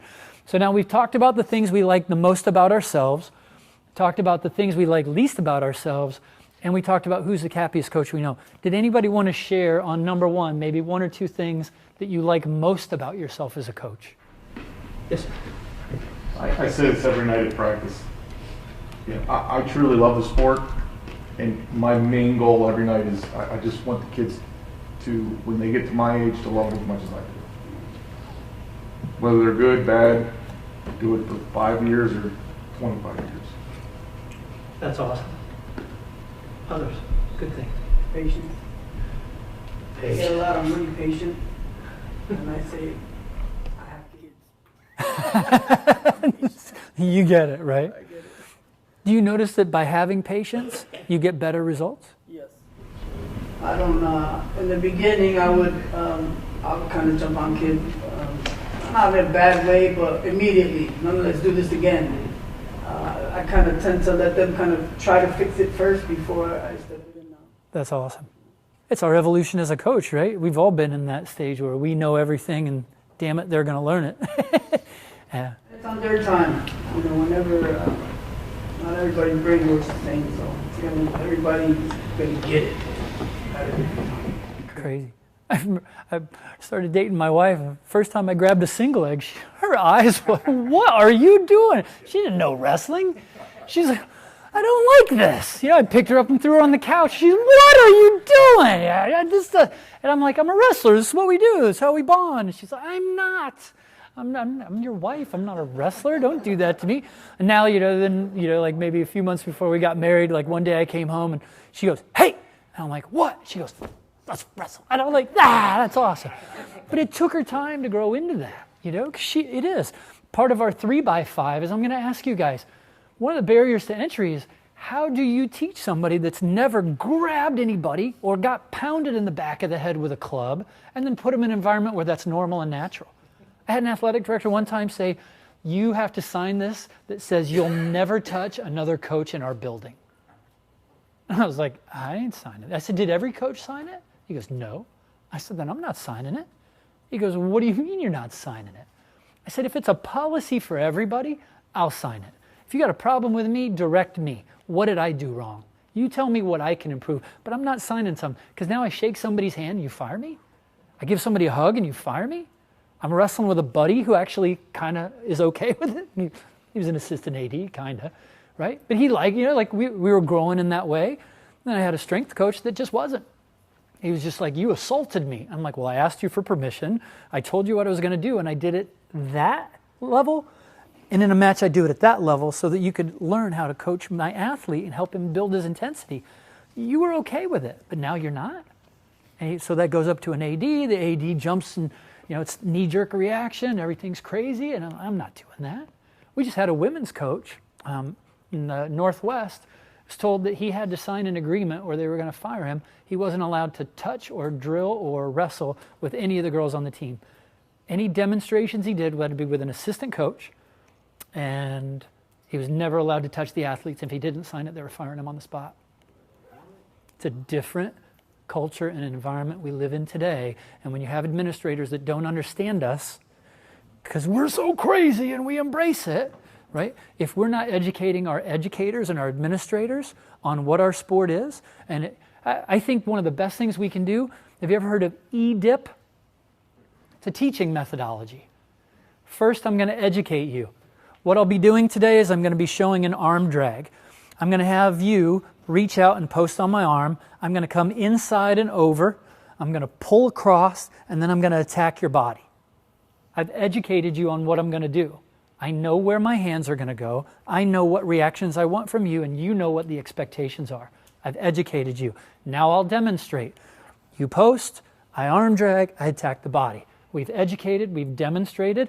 Now I want you to imitate this. Line everybody up in a long line, because boy, if you can see everybody in a long line, you know which kids didn't post with the correct hand.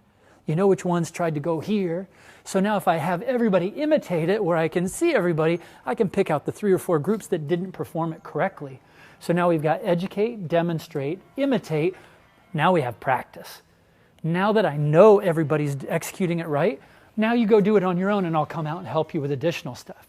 EDIP, educate, demonstrate, imitate, practice. I think it's a tremendous teaching tool. And in today's safe sport society, it doesn't matter what your intentions are, it's what your impact is. I intended to just show a technique, but what I did is I blast doubled somebody, they hit their head on the wall and or ran over a table and they got injured. I didn't intend to hurt them, but it happened. But the person on the other side, their perception, their experience is just as important as what we want to get across. So EDIP, educate, demonstrate, imitate, practice. Right? In this safe sport environment, and again, it's a good environment. There's really good things happening because of this. We have to change the way we coach. It has to be more professional. It has to be more proper. It has to be on the money. Right? And this is why our philosophy is going to be so important. So those are great things that we like about ourselves. Some great patience and just love of the sport and just wanting kids to have that same love for this tool that we choose to use to help influence people. What are some things we don't like about ourselves as coaches? Yes, ma'am. I can't remember my athletes' stats. So when some of my athletes, they are like, do you remember when I wrestled so-and-so? I can remember what they did wrong. I can't remember the score of the match. I can't remember the time. I can't remember their name. I can remember the athlete, but I'm not the best at being able to pull all of those details from specific tournaments for my athletes. And I feel like that's a part I'm really lacking with, because I feel like when you have an athlete and you want to give all that details to them, you want to be able to give them specifics, and I really can't do that. Gotcha. You might have a chance now to green frame it and then see what you think, looking at it in a different way, in a different light, a different perspective.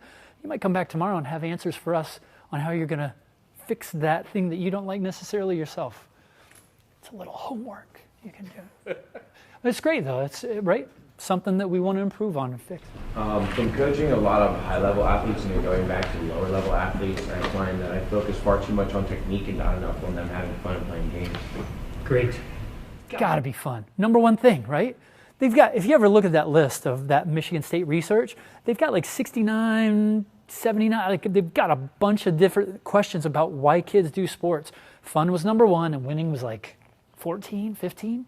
So it's, right? Same kind of thing, things that we don't like about ourselves.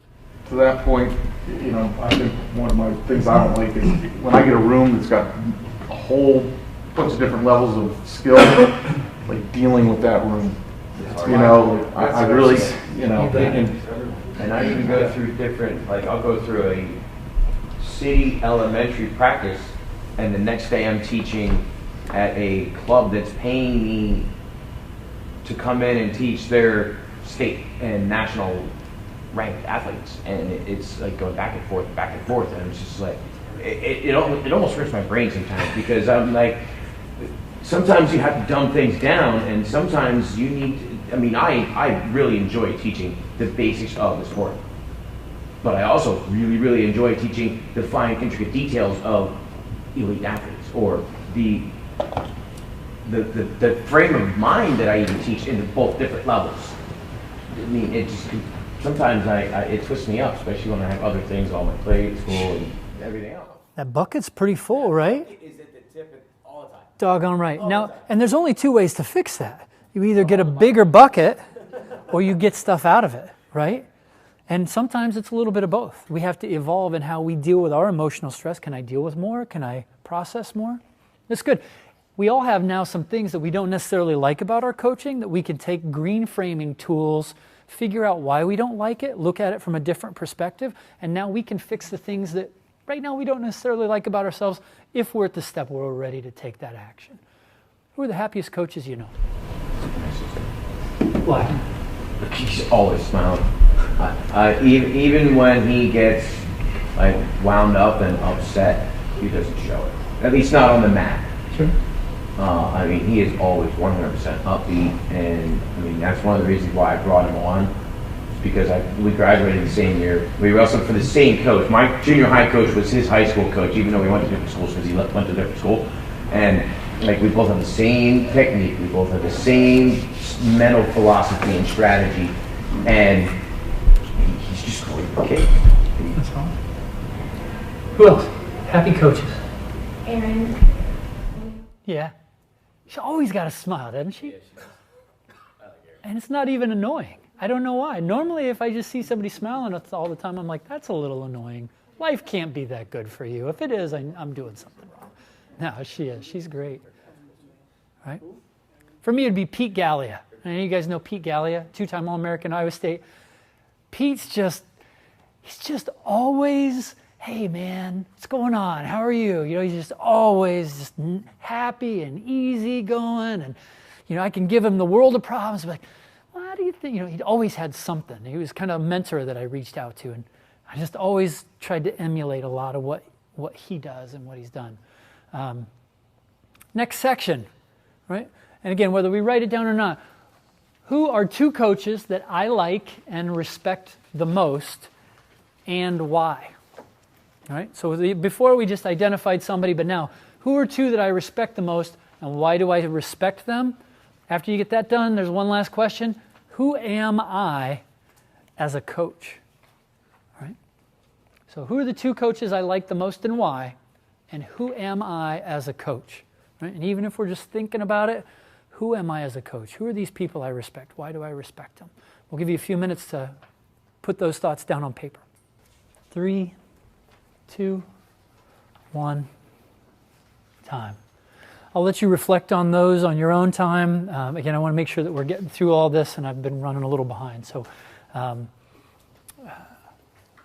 next phase in your coaching philosophy builder, again, this is out of Dr. Gilbert's book, is our coaching purpose and core values worksheet. So what happens is these kind of progress, and they're all going to kind of come together at the end and help us form what that philosophy is going to look like. So now we're talking about our purpose. And we're going to ask ourselves these questions. I'm going to allow you a few minutes to go through that sheet, but I'll kind of talk about what those questions are again so that you can have them in your head. Your coaching purpose. Why do you coach? Right? We need to know our why. As a coach, I exist to do what? Is it to win? Is it to influence young people? Is it to serve our own egos? Is it to give back for the sport that's given us so much? You got a lot of reasons. So as a coach, I exist to do what? Take a couple of minutes on that. 3, 2, 1, time. It's funny, I used to start at 9, and everybody thought I said, time! And I'm like, 9! No, it's 9! So I was like, I can't start at 9. So, communication. All right, so we talked about our coaching purpose. We've got some information on the paper about what we exist to do, why we're in this world. So now we need to talk about our core values. Now we know why we're here. We know who we like, who we don't like. We know who we like in ourselves and what we don't like about ourselves. So let's talk about our core values, right? What do you believe? What's one thing, irrefutably, that you believe as a core value in this world of coaching that you want to make sure that athletes understand, appreciate, and respect as part of your culture, right? What right looks like with that core value. So one of my core values might be, again, I like to use the situation with my wife. One of my core values is no matter what we go through, we always are able to come back to each other having learned and move forward better than we were before. No matter what, we're always better than we were before. That's a core value. If something happened to where one of us didn't keep that core value going, what does right look like? It means we had a fight, and I said this, and you said that, and you said, oh, I'm getting out of here, and you take off and you go for a drive, all right? What right looks like is that you come back, right? What right looks like is you say, hey, I understand that we got a little heated. My part of that was this. And then I would have to come back and say, and you know what? I appreciate you coming back. My part of that was this. And then maybe it's a hug, a reassuring moment. And then we get to a chance to move on together and figure out what happened and move forward on the same team. So that value would be that we always have to come back to each other as long as we're getting better and better. So I know what right looks like when that happens the right way. When we get in a fight, I just know now, hey, and not a fight, but we get in an argument, something happens, we're a little stressed, she might go for a walk. I might go to my office and just start working on work and give some time for both of us to decompress, and when we join back together, we're good. But what does wrong look like? Well, in that scenario, I know for me, wrong looks like, Oh, you're just running away, huh? Continuing to pick, continuing to find fault. Because if I know what I want to get out of it, which is happiness, peace, joy, and love, if I'm continuing to criticize, continuing to argue, then I'd have to say in that moment, you know what? You're still slamming on me for what I did, but you took off and didn't reflect about your part. I understand my part. I've admitted I was wrong. Now what's your part? I didn't do anything wrong. And if that's calm and collected and truly the case, that's okay. But if we didn't come back together and both work together, you got to be partners, right? You can't just be a one-sided relationship in a lot of situations. And there might be relationships that work well. I'm the woman of the house and you'll do what I say. Or I'm the man of the house and I'm in control. I run things. Maybe that works in a relationship. Mine, it doesn't, right? And that's okay. None of those are wrong scenarios. I just know that my core belief, I know what right looks like. I know what wrong looks like. More importantly, now I have to say how we behave in an action statement. When we are stressed with each other, what we will do is create space, have time for reflection, and then we will come back, join up, and figure out how we're moving forward together. So that core value leads to determining what right and wrong looks like for that core value, and then you have an action statement that gives you the ability to say, I know what I'm going to fall back on. I know that when I fight now with my wife, I know, okay, it's a bad moment, but I know it's going to happen. I'm going to take off. I'll be back in an hour, and when I come back, we'll join back together. We're moving forward. Right? We've got a plan. So we have a goal, we know what it looks like, and then we have a plan to move forward. Okay? Write down a value that you have. And we're just going to do one for now. You can do as many of these as you feel. USA Wrestling has 7 core values. Anybody know them? If you don't, guess what? It's not on you, it's on us. Because we're not marketing it. We're not promoting it. We're not putting it into your hands. Right? We have to be the bigger person, the bigger party, because we're the ones setting the tone and the culture. Okay? Take some time, a couple of minutes, write that core value number 1, and then we'll move on. What are they? I don't know. I haven't memorized either. Respect, right? Shoot, I'll pull them up. That way I don't misspeak. And they're probably, I guarantee, 90% of these are probably the same core values you guys already have. And you know what? Maybe that's a slide I should put up after this one. Say, these are ours. What do you feel like? That's a really good point. See, I can get a lot better if I just listen to smart people around here. I know I mean that. Let's see, about. It's on the About section of our website.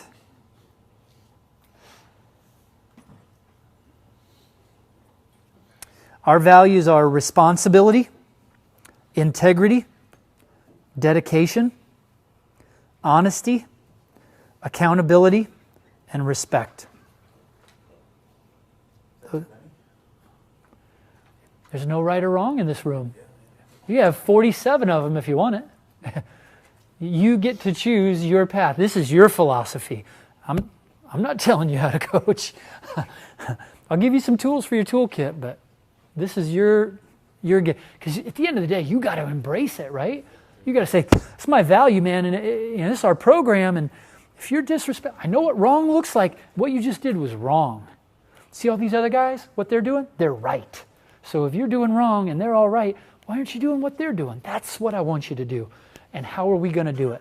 Now that athlete has an action statement on, well, when I go out hanging out with my friends, when I see them doing stupid stuff, I'm going to call coach, and coach is going to come pick me up and get me out of that bad environment. Maybe that's what right looks like, right? And the action statement tells them, call coach, ask coach's advice if they trust you, if you've earned that with your athletes to that level.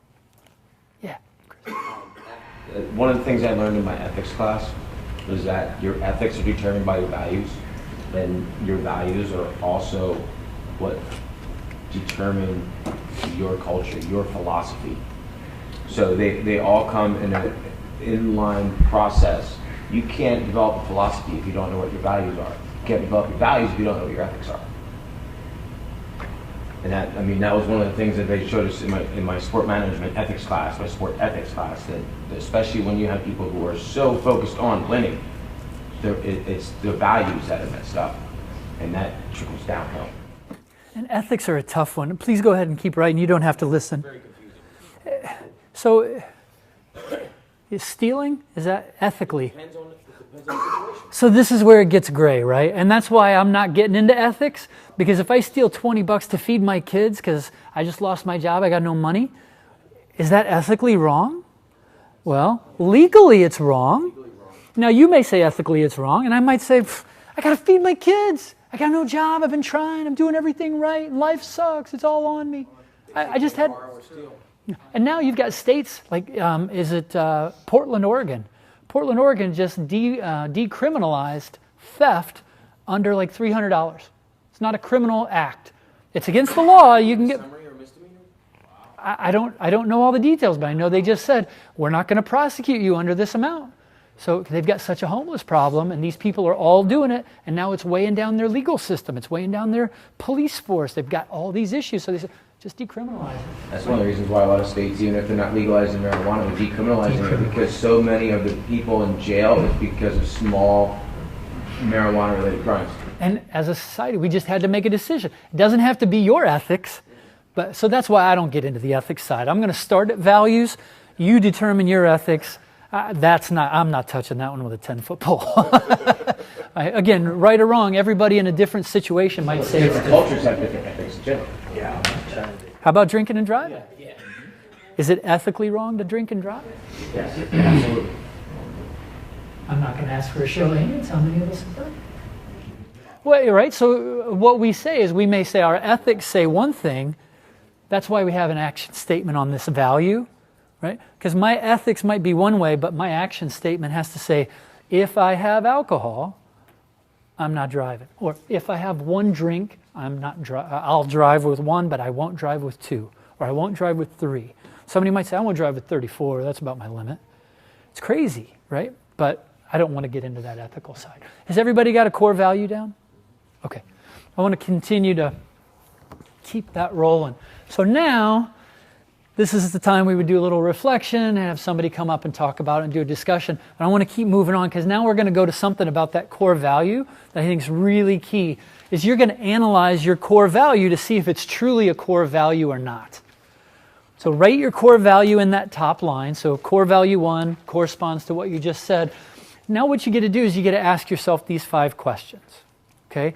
On this core value, if you were to start a new team or a club, would you build that around this core value regardless of the setting? Regardless of the age group? Regardless of the environment? The economics? The administration? Is this core value something that you would make sure you build your program around regardless of what's going on? You're going to have to put a check yes or no in that box.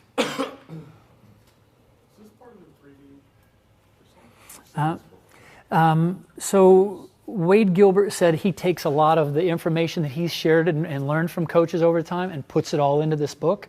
So you may have seen this from another educator at some point. Right? So now you've got that, right? Would you build your program around it regardless of the setting? Second question, would you want to hold this core value even if at some point it became a competitive disadvantage? Uh-oh. Just changed a little, right? Even if I know right now it's going to be tougher for us to win, I'm still holding this value as a core belief for our program.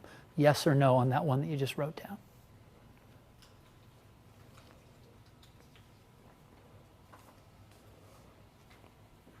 And then, do you believe that those who do not share this core value do not belong on your coaching staff? I interviewed for the job at West Point with Chuck Barbie. He said, why do you think you'd be a good assistant coach here? And I said, because I'm not always going to agree with you. He said, what? I said, don't take that wrong. You're the head coach. I'm the assistant. I work for you, I report to you, and no matter what we do with the athletes, I will always support your final decision. But even if personally I agree with what you're thinking, I might disagree with you just so that you reinforce how bad you like what we're about ready to do. I might play devil's advocate with you, even if I believe in what you're saying. And I think that's why I got the job. Because, right? I don't need a yes person. If you're exactly like me, what the hell do I need you for? I already got that. You know what I need? I need somebody that says, man, you know what? you're trying to get this guy to cut down, but now he's going to cut down. He's not going to wrestle as well. Why don't you keep him where he's at, bump this guy up, because we got a pretty good backup in here. You're like, I didn't even see it. You know who that was? My first coaching job, my first year, I had a student from the apprentice school volunteer to coach. He goes, I'm hearing good things.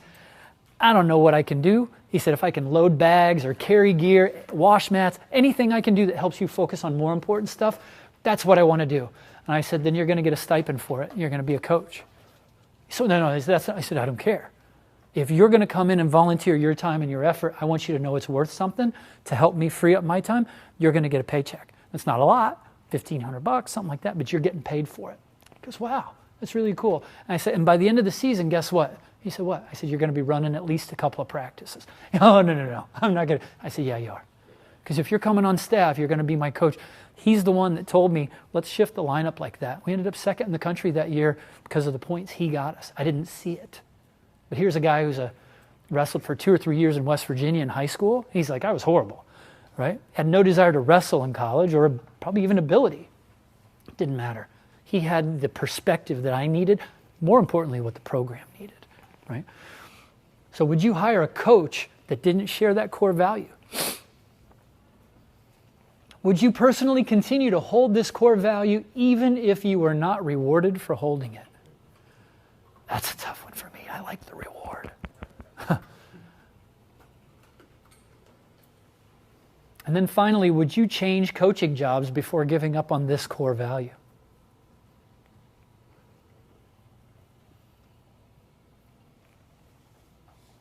Here's what's crazy. If the answer is yes to all 5 of those questions, then what you wrote down is truly a core value. But if any one of these questions is no, answered by no, it's not a core value, move on. Redefine the next core value that you're willing to enforce. Make sense? Any questions, thoughts about that? Again, we'd give you some time to self-reflect. We're going to continue on with the presentation because I want to make sure that we're staying on schedule. Now we've got the feedback and implementation side. I will know that I have succeeded as a coach if what? How do you measure your success? What does success look like for you? You'll know that you've been successful in this mission if what? Take a few minutes. Put some thoughts down on that. Yeah. Can you go back to the, I'm sorry. Yeah, no, we can go back, absolutely. Core values. So, hypothetical situation. You select honesty as your core value. Is that something you want to build a club around? Of course. Would you want to hold this core value even at some point it became a competitive disadvantage? How many, from a coaching or a athletic standpoint, when you say, okay, honesty is my core value, but yet and still you know you're wrestling a Greco match and you're down by 1 point and you trip a guy to score your point, you score those 2 points and you win. Is that honesty? Does that have a play in your core value as an athlete or as a coach? How many of you guys play tennis? Any tennis players in here? So if you're playing tennis, right? Competitive tennis at the Olympic level on down. You see the guy in the Olympics, this last Olympics playing tennis? The opponent hit the ball and it was in and the judge called it out. And he said, hey, you want to redo the camera? Go look at the camera. That ball was out, or the ball was in. That's your point. And he lost because of that. Do you want that guy on your team? Yep. Are you willing to deal with the person that says, you know what, it wasn't really my point, and I'm willing to take it anyway? Now, wrestling's a little different, right? Because wrestling's never had a culture of calling your own calls. Hey, man, that was 2. You're right. I'm down. We don't do that, right? If you didn't have the points, reaction time. The ref makes that decision. I don't need to make that decision. I'm here to wrestle. There's so much going on. But if I know something, right, maybe even in wrestling. It was like Jason Golf in the semis at Nationals. I mean, he said after the match that who was he wrestling? Hidley. He's like, it was a takedown. Yeah, absolutely. You know. Sure. Now in the match, you're an official. If I stop a match and I'm like, oh, time out, and you're like, okay, time out. You blow the whistle. Hey, he had 2 points on that gut wrench, and you didn't give it to him. He deserved the 2 points. What are you going to say to that athlete? Yeah, because the athlete's the one. It's not the coach complaining. Honestly, athletes aren't allowed to talk to the official at all. So in our sport, we've made a rule that doesn't even give you the opportunity to say, hey, it's not right.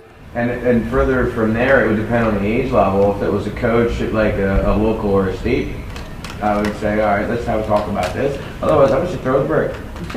And that's what's nice, right? Because now in our sport, you have that opportunity. What the tennis guy did... At that point, it's also out of my hands. Sure. There's a third party looking at this now.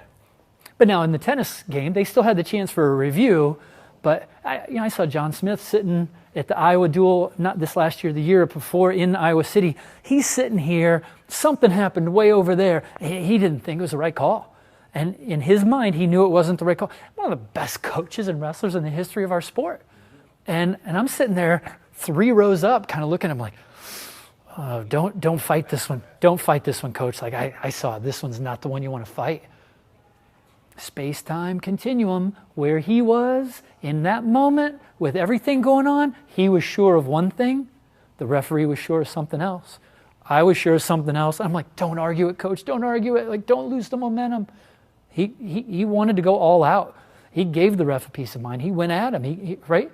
And it turned out he ended up not winning the challenge, right? And did that affect the motivation of his team? Did that affect his own internal mindset? Was he able to recap and say, okay, I can move past that and move on? Think of Drew Bledsoe. He throws an interception. What does he have to do? Come right back and do what? Let's come back and throw touchdowns. I can't think about the negative.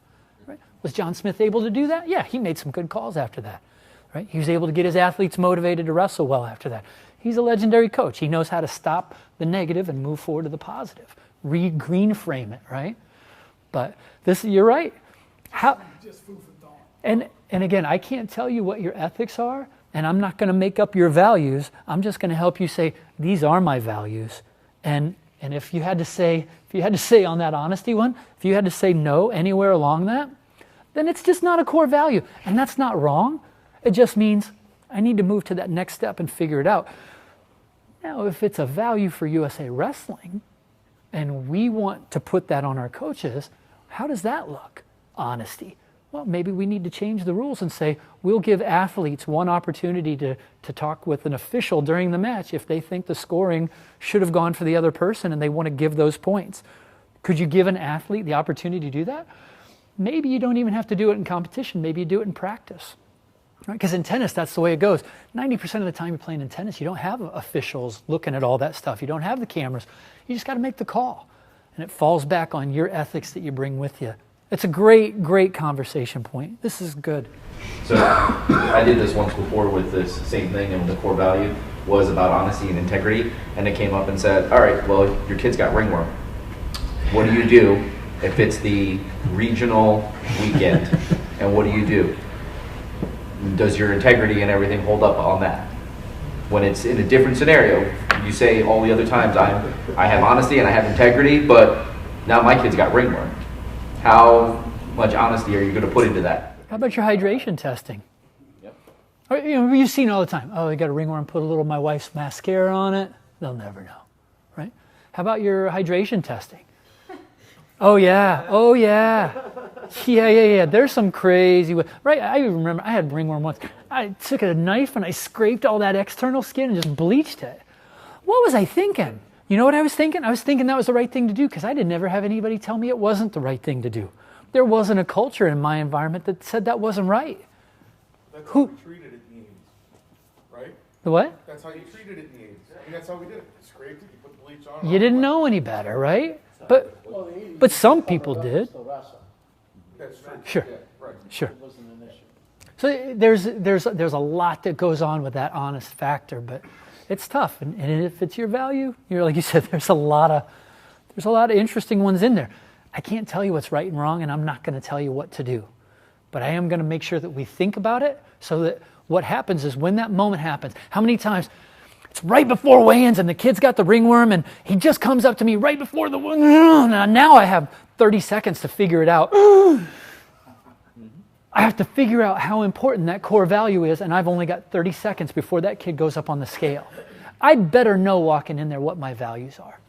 That's why we do this exercise here, when we don't have to stress and we don't have to worry. We're buying time so that when we walk into that environment, like, hey, buddy, I know this is going to be a real crap sandwich that you're going to have to take a bite of, but I'm not going to be able to let you wrestle today. And you know that one of our values is integrity and honesty, and if we lie about that and cover it up, we're going to put another wrestler at risk. I'm not saying that's the way I do it, but I'm just saying if I have that as a core value, that has to be my response. I know that there's a reason you shouldn't wrestle, and it's against our ethical code, our value code, so I can't let you do it, you know? And I have to be willing to disappoint you and sacrifice success in order to hold that value. Holy crap! Really, really tough stuff. And I'm not saying I'm not standing in front of you preaching. I'm sitting with the choir looking at this going, these are tough situations to be in. Really tough.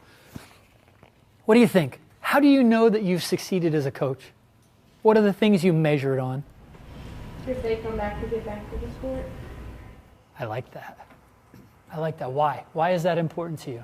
Because you've created a leader that knows the sport, that loves the sport, that has a healthy relationship to it, and you know that they'll teach that to the future. Amen. That's awesome.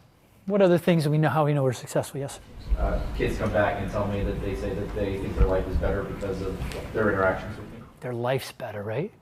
I had a guy who just taught a lot of bronze classes. And he said, yeah, I got a kid, lives in a trailer down on the river, a van down by the river, the whole Chris Farley bit, and there's drugs and a couple of women and a bunch of kids and no job and all this.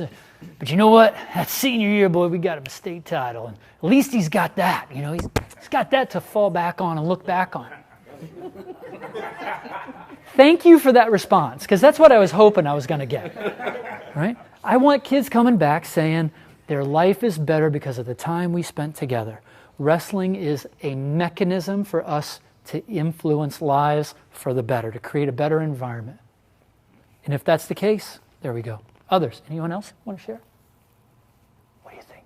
Yeah, I saw that look. You're like, don't look at me. I'm not talking in front of anybody. Go ahead. What do you got? Just like the impact, our girl just won states at Jersey, and we had like a little town thing, and she spoke and she's like, I got here because of you, and I was like, that was, at that age, at the high school level, it hit me hard. I was like, thanks for believing in me. So that was pretty cool. And think of all the things that we have to do to gain that trust from these people. That's awesome. Thank you for sharing that. This is important, right? And it's not easy to share sometimes too, so thank you, right? So now we know, right? We're starting to kind of get this philosophy moving. This is part of that is one of the most common ways to ensure the core values are transparent is to post them throughout the facility to give each athlete a written copy of the core values. As you determine your core values, as you create this list of this is who we're going to be as a program, post it, write it down, hand it to them and to their parents. So now you got both on the same side. And so when the parent comes and says, you didn't let my kid wrestle, you should have covered that crap up and put him on the mat and we'd have won the tournament. You're right. I could have covered it up and we probably would have won the tournament. But that goes against the core values we explained to you in the parent meeting at the beginning of the year, which is what we'll be talking with Gene Zanetti and the Wrestling Mindset folks. We're going to be talking about that in the next session, right? Because now the parent says, oh, yeah, I hadn't thought about that. Hey, that's okay. I just helped remind you. Now we're back on track. Our culture is back on track. We didn't sacrifice culture for success of winning, because I haven't heard anybody say winning right now is how you determine whether or not you're a great coach. Maybe some of you put it on paper, and that's okay. You ever see that in Notre Dame? Lou Holtz put that up there. It's still there today. Play like a champion today. And I love play, right? John O'Sullivan says, tell your kids I love to watch you play. We always say what in wrestling? I love to watch you wrestle. There's no playing. There's no play. Why? Hey, go play with it for a while. Can't you say that in practice? Here's a new technique. Go play with it for a while. Hey. Anderson's idea of play wrestling. There you go, right? And is anybody doubting Cale Sanderson's philosophy? So here's something that's interesting. Everybody that's chasing Cale Sanderson and the Penn State program, who plays a lot. I said, Bruce Burnett came back when he was our Olympic coach out in Colorado Springs. He goes, I don't even know how those guys win. All they do is play dodgeball all day. And he's like, I'm joking, of course. He said, I know how they win, but they play a lot. And he's like, you're the coach education guy. You need to know the best program in the country right now, they're making it fun, they're making it exciting, they're not putting these kids through the ringer, but they're still challenging them the right ways. Boy, if I'm the number 2, 3, 4, 5 team in America, do you think I'm going to be able to win with a different philosophy other than that right now? Maybe, right? So far, nobody's really had a lot of luck to do that. They're really not knocking them off. So we got to play that out and see where it goes. Every time you hit this sign, I want you to remember all the great people that played here before you. Core value, history, legacy. And all the sacrifices that your teammates have made for you. Team bond, personal relationships, sacrifice. All the people, your coaches, your parents, who are responsible for you being here. Your evolution, right? They're valuing the evolution of who you are until that moment, and you're going to go on that field and play like a champion to honor all of those things. Boy, Notre Dame's a pretty good program, aren't they? Lou Holtz is a pretty doggone good coach, right? Put these things where you can see them. I would say if I had to say one thing that I want to take back to USA Wrestling, I was there about a year, and somebody said something about core values. I was like, can anyone in this office name our core values? 6 of them right now. Nobody. A few people got a couple here and there, right? Because they're kind of core values most of us typically share anyway. A few people said some core values they got wrong that weren't our core values, but that's okay. They were theirs and they were good core values. But if we're not putting them out in front of people, if we're not getting them out there, we could do better. We're not wrong necessarily right now, but we can still do better. So it was about a year and a half in. I printed them out on a piece of paper and I stuck them around the office. And you know what? People looked at them. And a few people talked about them. And it improved the area that we were in and the environment we were in. And that's all we're here to do. Be patient, understand the process, move forward. Last section of these 5, Athletes' Core Values Feedback Worksheet. I know I will have succeeded as an athlete if. This is what you give your kids. Because guess what? If your kids say, I will know I have succeeded as an athlete if, what was yours? You'll know you succeeded as a coach if? They come back and tell me that I made a positive impact on their life. If they write that down here, your core values are working. You're doing it right. And if they come back and they say, I'll know I succeeded if I won that state title, hey man, you missed the boat. That's not our core value. It's great. It's awesome. I'm glad you won. I'm proud of you. It's great for our program. That's not what I want your heart to be at. I want your heart to be about how we change your life and you're a better person for it. That's what I want my kids writing. Now, not every kid's going to understand your core values. They're not going to accept it. But you put that out to 30, 40 athletes, you're going to get 30, 40 athletes telling you exactly the measurement of where your culture and your core values are today. Right? So if that's a preseason, hey, what do you guys think? Right? See what it's like. It'd be an interesting case study if you said, I'm going to put that down as a question for all my athletes day 1. Then I'm going to implement our core values and our philosophy, and then I'm going to see on day 365. I'm going to see what they say differently now. That'd be interesting. I'd love to be a fly on the wall for that. If you do that, stay in touch and shoot it to me after the season. I'd like to know how that impacts you, how it influences you, because your feedback to me from these tools going forward determines what we share with coaches moving forward. If you're like, oh my God, that was a game changer. Now I know what my athletes think, and I realized I wasn't emphasizing my core value enough. And now we have a different way we do it. We have our circle, and we talk, and we let people have a voice. And you know what? Because we talk about that core value, everybody gets it. They understand it, you know? What do you think about that? It's a little scary. It's always a little scary to be measured. I always hate getting on the scale. It's, oh, that's not the, oh, okay, get off of that, put it back under the closet, and just forget about it for a while, right? How we measure ourselves is an important part of doing it. That's like in the corporate world, though. That's a 365 review, where they ask not only, like if you're a manager, they not only ask your underlings how you work, but they also ask your boss how you work. So you get the view from above you and below you, and to see whether you really are as effective as you think you are. So now what's interesting, say the comments come back and they're like, they're too tough, they're too demanding, they're too this, they're too that. Does that necessarily mean you're not doing your job the right way? Would your boss fire you if all the people said, you know what? I always think, when I was a pain in the butt as a kid. My mom, she deserves a special place for dealing with me as a kid. Every time we go to the grocery store, where's the candy bars?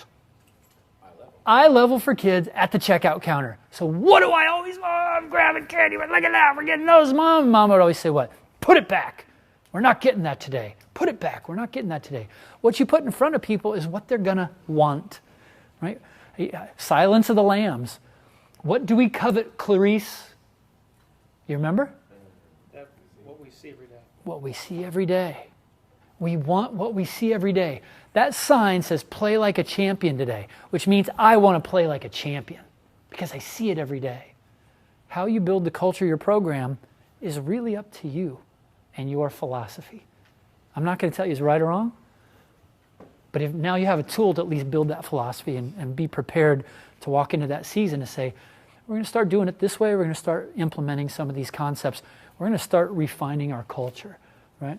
And that's an everyday, every year process, because that moment comes up when the ringworm kid shows up and you've got to figure out, what do I do here? Do I lead by example? Do I deal with the tough part? It's always going to be tough. We're wrestlers. Aren't we used to tough? Aren't we okay with tough?